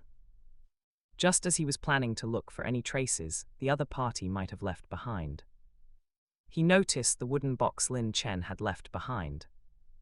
At the same time, he also noticed the 2 remaining Lingjai mushrooms beside the wooden box and on the other side of the spring. It's a trap. That bastard cleaned this place out, so why leave only 2 Lingjai mushrooms? Douluo walked cautiously up to the wooden box. He circled it but didn't find anything unusual. Could there be a mechanism hidden inside? While pondering, Douluo flipped his right hand, and a wooden stick appeared in his hand. It was what he used to discipline Douguyan when she was a child. He poked the wooden box cautiously. After confirming there were no traps hidden underneath, he used the wooden stick to pry open the lid of the wooden box. Ugh. Looking at the letter paper in the wooden box, Douluo's expression was slightly awkward. So he had been playing a battle of wits against thin air here. Douluo shook his head, squatted down, and took out the letter paper from the wooden box. Although the letter paper had been soaked by the rain, the handwriting hadn't been affected yet. Douluo's eyes widened involuntarily at the first glance. These 2 Lingjai mushrooms can actually solve the defects of the jade phosphor serpent spirit. Douluo looked down at the Lingjai mushrooms by his feet, his face full of disbelief. Could it be a trap? Chapter 73, Chen Xin returns to the 7 treasure glazed tile school. The rain stopped at midnight, and the dawn's light broke through the darkness. Heavendu City gradually became noisy. Lin Chen checked out and walked out of the hotel, but his pace faltered slightly at the entrance. He stretched, loosening up his body. His gaze swept across the street corner diagonally opposite, leaving no trace. He saw a figure quickly turn and dodge away. The other party's reaction was very fast, so fast that Lin Chen couldn't even see his appearance clearly. Lin Chen's eyes darkened slightly. Without needing to think, he knew that the person who came must be related to Yu Tianheng. He had only offended Yu Tianheng in Heavendu City. Lin Chen leisurely headed towards the location he had agreed upon with Yi Lingling and the others. With Du Guyan and Yi Lingling there, the other party definitely wouldn't dare to make a move. As long as he chose to retreat, Lin Chen would be able to find their lair through the Karma line. If you don't uproot the weeds, they will grow again with the spring breeze. Since Yu Tianheng wanted to play this way, Lin Chen didn't mind acting like a brute for once. He just didn't believe it. For a small child, Yu Tianheng could directly hire a spirit Douluo. Anything below a spirit Douluo posed no threat. Lin Chen was not familiar with Heavendu City, and he had to ask several people before arriving at his destination. It was a morning tea shop. Lin Chen. As soon as Lin Chen walked into the shop, he heard someone calling his name. Looking in the direction of the voice, he couldn't help but be stunned. Yi Lingling wasn't wearing her veil today, so much so that Lin Chen didn't recognize her at first. Regarding her appearance, Lin Chen thought and could only think of one word to describe it: fairy. That inexplicable sense of etherealness was truly like a fairy who had fallen into the mortal world. No wonder she had to wear a veil. This appearance was indeed a bit unfair. It was easy to cause unnecessary trouble. "What are you staring at? Come over here." Yi Lingling called out again, and Lin Chen finally came back to his senses. He walked closer. "You aren't wearing your veil, so I didn't recognize you for a moment." Yi Lingling giggled. Lin Chen sat down and looked around, saying, "Didn't your best friend come?" "Don't mention her. She said something came up and she couldn't make it." Yi Lingling got angry just thinking about it. She was the one who had inexplicably arranged the meeting, but then she sent someone to the Yi family today saying she couldn't come because something had come up. Lin Chen thought to himself, it seems Douluo really did go to the ice and fire Yin Yang well last night. Only if he had gone to the ice and fire Yin Yang well, and confirmed that the 9-rank dragon mushroom could facilitate the evolution of the jade phosphor snake, would Du Guyan have suddenly broken her appointment. But it's fine, it's just renting a house, it's the same whether she's here or not. Yi Lingling pushed the menu over. "I've already ordered some things, see if there's anything else you want to eat." "All right." Lin Chen took the menu, looked at it, and randomly added a few dishes. After finishing, he took the opportunity, while calling the waiter to glance out the window with his peripheral vision. Sure enough, that guy had followed him. That was a middle-aged man with a very mediocre appearance, who would be instantly forgotten if thrown into a crowd. He was sitting at a roadside stall opposite. If it weren't for him intentionally or unintentionally looking towards Lin Chen's side, Lin Chen wouldn't have dared to be sure that he was the same person from just now. Looking at his posture, it seems he doesn't intend to just retreat. Lin Chen thought to himself as he handed the menu to the waiter. "Do you have any thoughts on the location and size of the house?" Yi Lingling asked. Lin Chen shook his head. "I don't have any special thoughts, but it's best if it's not too big. A regular folk house with a small courtyard will do." Yi Lingling nodded and asked again, "You must be here for school, right? Shouldn't you consider the distance issue when renting a house?" Her face was full of seriousness, as if she were truly helping him think through the details. Lin Chen smiled. My talent is poor, no academy is willing to accept me. Yilingaling. Being able to slap Yu Tianheng at 10-something years old, it would be a ghost story if this talent were poor. This bastard didn't have a single word of truth in his mouth. However, since the other party was unwilling to say, it wasn't easy for her to pry deep. Do not inquire about secrets that others are unwilling to reveal. This was an elementary course that every noble child needed to master. The dishes were served quickly, and the two chatted while eating. It couldn't be called ambiguous, but it was natural and harmonious. 7 Treasure Glazed Tile School. Enning Fengzhai and Gu Rong sat opposite each other, their expressions appearing very solemn. Chen Xin hadn't returned for a long time, which made them inevitably worried. With Chen Xin's strength, who knew how many spirit beasts he could have slaughtered in these few days? Even if the drop rate of spirit bones was low, it should have dropped by now, right? Yet he had gone and there was no news at all. Although they had great confidence in Chen Xin's strength, and although they were very unwilling to believe it, they had to think about the worst-case scenario. Chen Xin might have had an accident. Uncle Gu, why don't you make a trip? My heart is hanging in the air. Enning Fengzhai's face was full of worry. Besides worry, his heart was also full of regret. The sect was not without spirit bones. If he really wanted to take one out to treat Rongrong, the consequences actually wouldn't have been as serious as he had said. The reason he did so was just to maintain his image of fairness and justice. Uncle Sword, please don't let anything happen to you. Enning Fengzhai prayed silently in his heart. If something really happened to Chen Xin because of this, he would never be able to forgive his own stupid decision, even in death. All right, Gu Rong stood up, but before he could finish speaking, he was interrupted by a hurried cry. Sect Master, something has happened. Hearing that voice tinged with a bit of terror, both of their hearts skipped a beat. The two rushed out together. They saw a disciple dressed in ordinary disciple attire running over, drenched in sweat. Sect Master, Elder Sword, he. Gu Rong interrupted coldly, cut the crap, where is he? He was in no mood to listen to the other party stutter here. As for the specific situation, he would know once he went over to take a look. The front hall. As soon as the disciple finished speaking, Gu Rong flew out with Ning Fengzhai. The disciple was obviously a bit dazed. After coming back to his senses, he couldn't help but shake his head. The sect was likely in trouble now.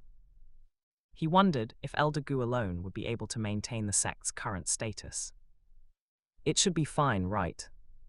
Gu Rong quickly brought Ning Fengzhai to the front hall. Chen Xin was seen with his eyes closed, leaning against the back of the chair. He looked fine except for his slightly pale complexion. There didn't seem to be any major problems. Besides Chen Xin, the various elders of the sect were all gathered together at this moment. Old Sword, what happened? Gu Rong rushed to the front, his expression filled with a bit of disbelief. He didn't know if he had perceived it wrong. At this moment, Chen Xin no longer had the sharp edge belonging to the 7-kill sword on his body. There wasn't even a trace of spirit power fluctuation. Sword, Uncle Sword. Enning Fengzhai's lips and body were both trembling slightly. He was also somewhat incredulous. Why did Chen Xin look like an ordinary person at this moment? Could it be impossible, absolutely impossible? What kind of strength did Chen Xin have? It was just hunting for a spirit bone. How could he have fallen into such a state? He must have misperceived it. He must have advanced a step further, with his sharpness and aura becoming more restrained. That was why he couldn't perceive it. Chapter 74, The Crippled Chen Xin. Chen Xin opened his eyes. His eyes were no longer bright, instead carrying a murky sense of twilight. Seeing Gu Rong and Chen Xin, he could not help but reveal a bitter smile, making the hearts of the two ache inexplicably. Chen Xin slowly sat up straight. Sigh. He seemed to want to say something, but in the end, only let out a long sigh. Uncle Sod, are you really? That's right, I'm crippled. Chen Xin interrupted Ning Fengzhai's words with a definite reply. Ning Fengzhai felt as if the sky had collapsed. The Seven Treasure Glazed Tile School was different from the Blue Lightning Tyrant Dragon sect and the Clear Sky sect. The reason they were hailed as the continent's #1 support sect was because most of the disciples within the sect were spirit masters of the support system. There were only a few of the attack system or agility attack system. If there were no titled Douluo sitting in the sect, any of the lower 3 sects could easily destroy them. The key point was, as the sect master, Ning Fengzhai possessed absolutely no ability to protect himself. Any random attack system spirit saint could easily kill him. Therefore, he needed a titled Douluo to protect him at all times. Now that Chen Xin was crippled, Gu Rong alone would have trouble handling everything. Unless he stayed within the sect and never went out, Gu Rong would face the dilemma of whether to guard the sect or protect his side. No matter how he chose, the safety of the other side would reveal a huge vulnerability. Gu Rong suddenly walked up close. He grabbed Chen Xin's wrist and probed with his spirit energy. Even though he had already received the answer, he still found it hard to believe. But the facts gave the harshest response. Chen Xin was truly crippled. His dantian and spirit were both shattered. How is this possible? How is this possible? Gu Rong kept muttering to himself, his face full of disbelief. What kind of strength did Chen Xin possess? Looking across the entire Spirit Master's world, how many people could force him into such a situation? If he couldn't beat them, couldn't he run? Unless surrounded and besieged by multiple titled Douluo, no one could keep a titled Douluo who was determined to run, especially since Chen Xin had flight spirit abilities. Gu Rong's eyes narrowed sharply. It was Spirit Hall, right? Except for Spirit Hall, no other faction could possess such ability. Chen Xin shook his head. The world believes that the Stardew Great Forest is the most dangerous gathering place for spirit beasts on the continent, but little do they know that the extreme north is in no way inferior to the Stardew Great Forest. Later, Chen Xin recounted his encounter with the Titan's Snow Devil King.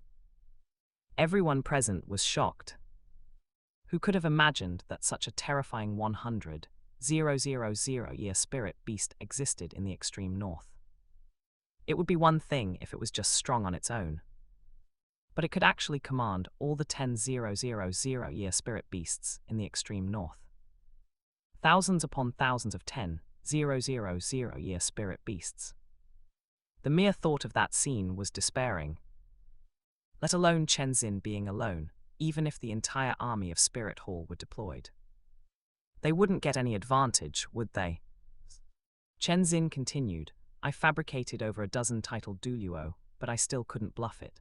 I can only say I underestimated the hatred brought about by the excessive slaughter of spirit beasts. The reason I was able to return alive is that it had words for me to bring back.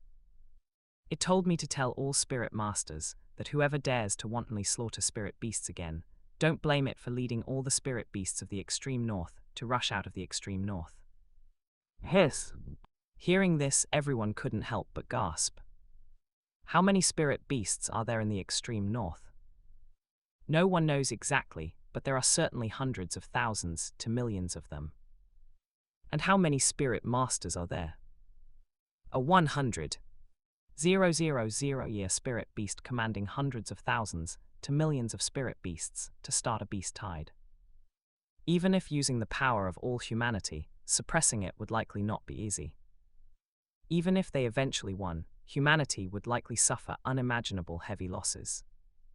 This matter must not be leaked to anyone. Ning Fengzhai looked at the elders, his eyes filled with threat. If this were made public, the 7 Treasure Glazed Tile School would immediately be condemned by public opinion, and Spirit Hall would not let go of such a perfect opportunity. Chen Xin was already crippled. The 7 Treasure Glazed Tile School could not withstand any storms. Therefore, it must be kept secret. As for whether hiding it would cause all of humanity to fall into a dangerous predicament, there is a chance, but it is small. Haven't you seen that even the Blue Lightning Tyrant Dragon sect is only purchasing spirit bones at high prices? If you really have to talk about this, it's still their 7 treasure glazed tile school. It was he Ning Fengzhai who didn't follow the rules. Yes. The elders were not stupid. They knew how great the impact would be if this matter spread. Uncle Sword. Ning Fengzhai was full of apology, but was interrupted by Chen Xin raising his hand. Things have come to this, there is no point in saying more. It's not about hate, that was all voluntary on his part for Rongrong. And it was his own doing. Sigh. Seeing this, Ning Fengzhai couldn't help but sigh and shook his head helplessly. All of this was caused by his selfishness. But as Chen Xin said, the matter had already happened, and pursuing right or wrong was now meaningless. Gu Rong clenched his fists tightly, saying nothing. Watching his old friend become a cripple, how could he possibly feel good inside? But what could he do, even if he didn't feel good? There was simply no way in this world to repair a dantian and a spirit. I feel this set is not bad, the size is moderate, the decoration and furniture are also fine. Just buy some daily necessities and we can move in. What do you think? Yi Lingling looked at Lin Chen. They had been looking at houses since they finished breakfast. This was already the 4th one. This house had a bit of the feel of a one-entrance courtyard house. Whether it was the geographical location, the decoration, or the furniture, there were no major problems. Unless Lin Chen was willing to share a rental with others, he would have to settle for this, even if it was smaller. Lin Chen nodded. It's indeed not bad. Yi Lingling asked, then how about we take this one? After signing the contract, we can go have lunch. Okay. Lin Chen didn't intend to drag it out until he solved the enemies in the dark before renting. As long as he was in Heaven Dew City, it wouldn't be difficult for the other party to find his residence. Now there were only 2 paths before him. Either wipe them all out or leave Heaven Dew City. Even leaving Heaven Dew City might not be useful, as long as the other party was determined to find him, unless he hid in the mountains. Otherwise there was no great point. Lin Chen couldn't just run off to some mountain to live in seclusion because of one Yu Tianheng, so he could only choose to wipe them all out. Come in. Yi Lingling shouted towards the door, and a middle-aged man came into the house at a trot. He was the property agent who was showing the 2 around. Lin Chen said to the property agent, "This is the one, let's rent it for half a year first." All right. The property agent was all smiles and hurriedly took out pen, ink, paper, and an inkstone to write on the side. Douluo contracts didn't have as many clauses as modern contracts. It was enough to clearly state the rental relationship, time and rent, totaling just a few lines. After Lin Chen signed, pressed his fingerprint, and paid the money, he got the keys to the house. After the property agent left, Lin Chen looked at Yi Lingling. What do you want to eat for lunch? She had accompanied him for the whole morning. Shouldn't he reward her properly? As for the enemies in the dark, who does such things in broad daylight? Haven't you heard of the dark, windy nights perfect for murder? Chapter 75, The Witch Yi Lingling. Are you really not planning to find a Spirit Master Academy to further your studies? If it's because you can't find a good academy, I can recommend you to the Heaven Dew Royal Academy. On the way to the restaurant, Yi Lingling advised him out of kindness. In her view, Lin Chen was still young. At his age, his grasp of Spirit Master knowledge surely couldn't be very deep. It was still very necessary to go to an academy for further studies. The Heaven Dew Royal Academy claims to only accept nobles, but there are many ways around it. Any slightly prominent noble has the qualification to recommend someone to enroll in the academy. To put it bluntly, the Heaven Dew Royal Academy is more like a circle. A social circle belonging to noble children. As long as someone is willing to vouch for you, you can squeeze into this circle. Lin Chen, however, smiled and shook his head. I appreciate your kindness, but I'm more accustomed to self-study. The purpose of a Spirit Master Academy is nothing more than 2 points. Learning Spirit Master knowledge, and having teachers help when hunting for spirit rings. He didn't need either, Going there would only expose his secrets. It was completely unnecessary. As for things like simulated cultivation environments, if they really had such a significant effect, the cultivation speed of Yi Lingling and the others wouldn't be this slow. Perhaps they have some effect, but definitely not much. All right, then if you encounter any trouble in Heaven Du City, you can come to the Yi family to find me. Our Yi family still carries some weight in Heaven Du City. If that doesn't work, I can also go find Yanzi. Her grandfather is His Excellency the Poison Douluo, and there are very few people in the entire Spirit Master's world who dare not give him face. Yi Lingling said with a serious face. Good grief, how long have they even known each other? Is she really this benevolent? Lin Chen couldn't help but turn his head to look at her. Beautiful and kind-hearted, at this moment it seemed somewhat materialized. What's wrong? Seeing his strange look, Yi Lingling couldn't help but touch her own face. She thought there was something on her face. Lin Chen couldn't help but tease, why do I feel like I've latched onto a rich woman? Yi Lingling chuckled, not feeling shy at all. If that's how you want to interpret it, that's not impossible. Although our Yi family is not as wealthy as the 7 treasure glazed tile school or the 7 great families, we have at least inherited our legacy for over a dozen generations, so we do have some assets. Although the 9-heart begonia spirit can only have 2 inheritors at the same time, that doesn't mean their Yi family can't have clan members with other spirits. With hundreds of people in the Yi family, how could they survive without some industry? Lin Chen smiled and said, so, are you planning to keep me as a kept man? Yi Lingling was stunned. If she hadn't misunderstood, this brat was probably flirting with her, right?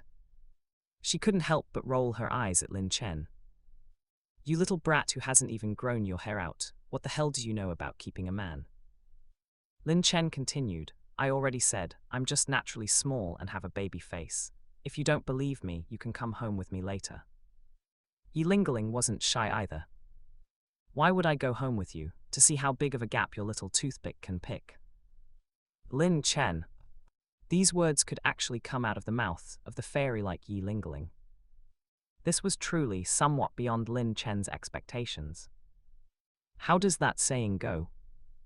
When women get dirty-minded, there's basically nothing left for men to do. At this moment, Lin Chen finally understood. Seeing him deflated, a victorious smile immediately bloomed on Yi Lingling's face. Just a brat and I can't handle you. Giving up already, you're not very capable, are you? Yi Lingling didn't intend to let him off just like that, and continued to tease him. Could Lin Chen give up? Definitely not. Fine, just don't beg for mercy when the time comes, and don't think about running. Upon hearing this, Yi Lingling gave a disdainful smile. It's you. Lin Chen tilted his head and glanced at her. How about we just go straight to a hotel, and I'll personally make you a nutritious lunch? Yi Lingling. Trash talk is trash talk, but don't actually do it. Who would play along with you then? A blush couldn't help but rise on Yi Lingling's face. Seeing this, the corners of Lin Chen's mouth curled up slightly. High energy protein, oh, 1 meal provides more nutrition than 3 of yours combined. Get lost. Yi Lingling completely lost her composure and kicked out at him. Lin Chen subconsciously jumped to the side. Hey, we were just talking, why are you resorting to violence? HMPH. Yi Lingling gave a soft snort, turned her head and walked away, looking thoroughly embarrassed. Lin Chen smiled faintly and slowly followed her. After this bit of playful banter, the relationship between the two had clearly grown much closer. However, that was all there was to it. Are you sure you didn't make a mistake? Didn't he only just make contact with Yi Lingling yesterday? Don't forget to like, comment, subscribers, and share to Infinite Novel Audio. Uncle Liang sat in his chair, his brows tightly furrowed. Early in the morning, he had sent people to investigate the background of the person who had clashed with Yu Tianheng. The information that came back, however, could be called bizarre. The Yi family girl had run off to find him early in the morning and had even accompanied him to look at houses all morning. This relationship was clearly not normal. The key issue was that, judging from the information investigated so far. That kid had only just arrived in Heaven Dew City not long ago. Yesterday was even his first time having any interaction with Yi Lingling. He already won her over. If Yu Tianheng had even half of his skill, he wouldn't have been strung along by Du Guyan until now. Yu Tianheng sitting next to him was also completely confused. He could guarantee that the pretty boy absolutely didn't know Yi Lingling before, otherwise it would have been impossible for them to sit next to each other without greeting one another. Didn't Yi Lingling never get close to men? But in the span of one night, how did they develop to this point? Thinking it over and over, Yu Tianheng could only think of one possibility, and that was that they last night. Damn it! I was tortured all night, and you two were having a blast, right? The situation I investigated is like this. If Lin Chen were here, he would recognize that the person speaking was the one tailing him. Uncle Liang's fingers kept tapping on the armrest of the chair. Although the Yi family is not as good as the Blue Lightning Tyrant Dragon sect, it is not a small family that can be easily manipulated. The old master of the Yi family is an 88th level attack system Spirit Douluo, whose strength is considered outstanding among Spirit Douluos, and there are also quite a few Spirit Saints and Spirit Emperors in the clan. The most critical point is that Yi Lingling and Du Guyan have a very close relationship. If the Yi family has any trouble, as long as it doesn't involve any irreconcilable hatred with Spirit Hall, Du Gubo will definitely stand up and support them. Although Du Gubo is known as the weakest title Douluo, his deterrent power is far greater than ordinary title Douluos. Even the upper three sects are unwilling to easily offend him. However, they have only just met, so there shouldn't be any major problems. After all, they want to catch a brat. It's impossible for it to escalate to the Yi family. If Lin Chen suddenly disappeared, Yi Lingling would at most just ask people to help look for him. If she really couldn't find him, what else could she do? Uncle Liang had a plan in mind and looked up at the middle-aged man. Just leave him with one breath. Remember, don't cause too much of a commotion. Yes. The middle-aged man didn't ask any more questions, slightly cupped his hands and turned to leave. Uncle Liang looked at Yu Tianheng. How is it going with asking Du Guyan about the spirit bone? That's it for today's chapter. If you enjoyed it, like, comment, and subscribe to Infinite Novel Audio. For more stories, check out my other channel AI Otaku Studio, and I'll see you in the next chapter.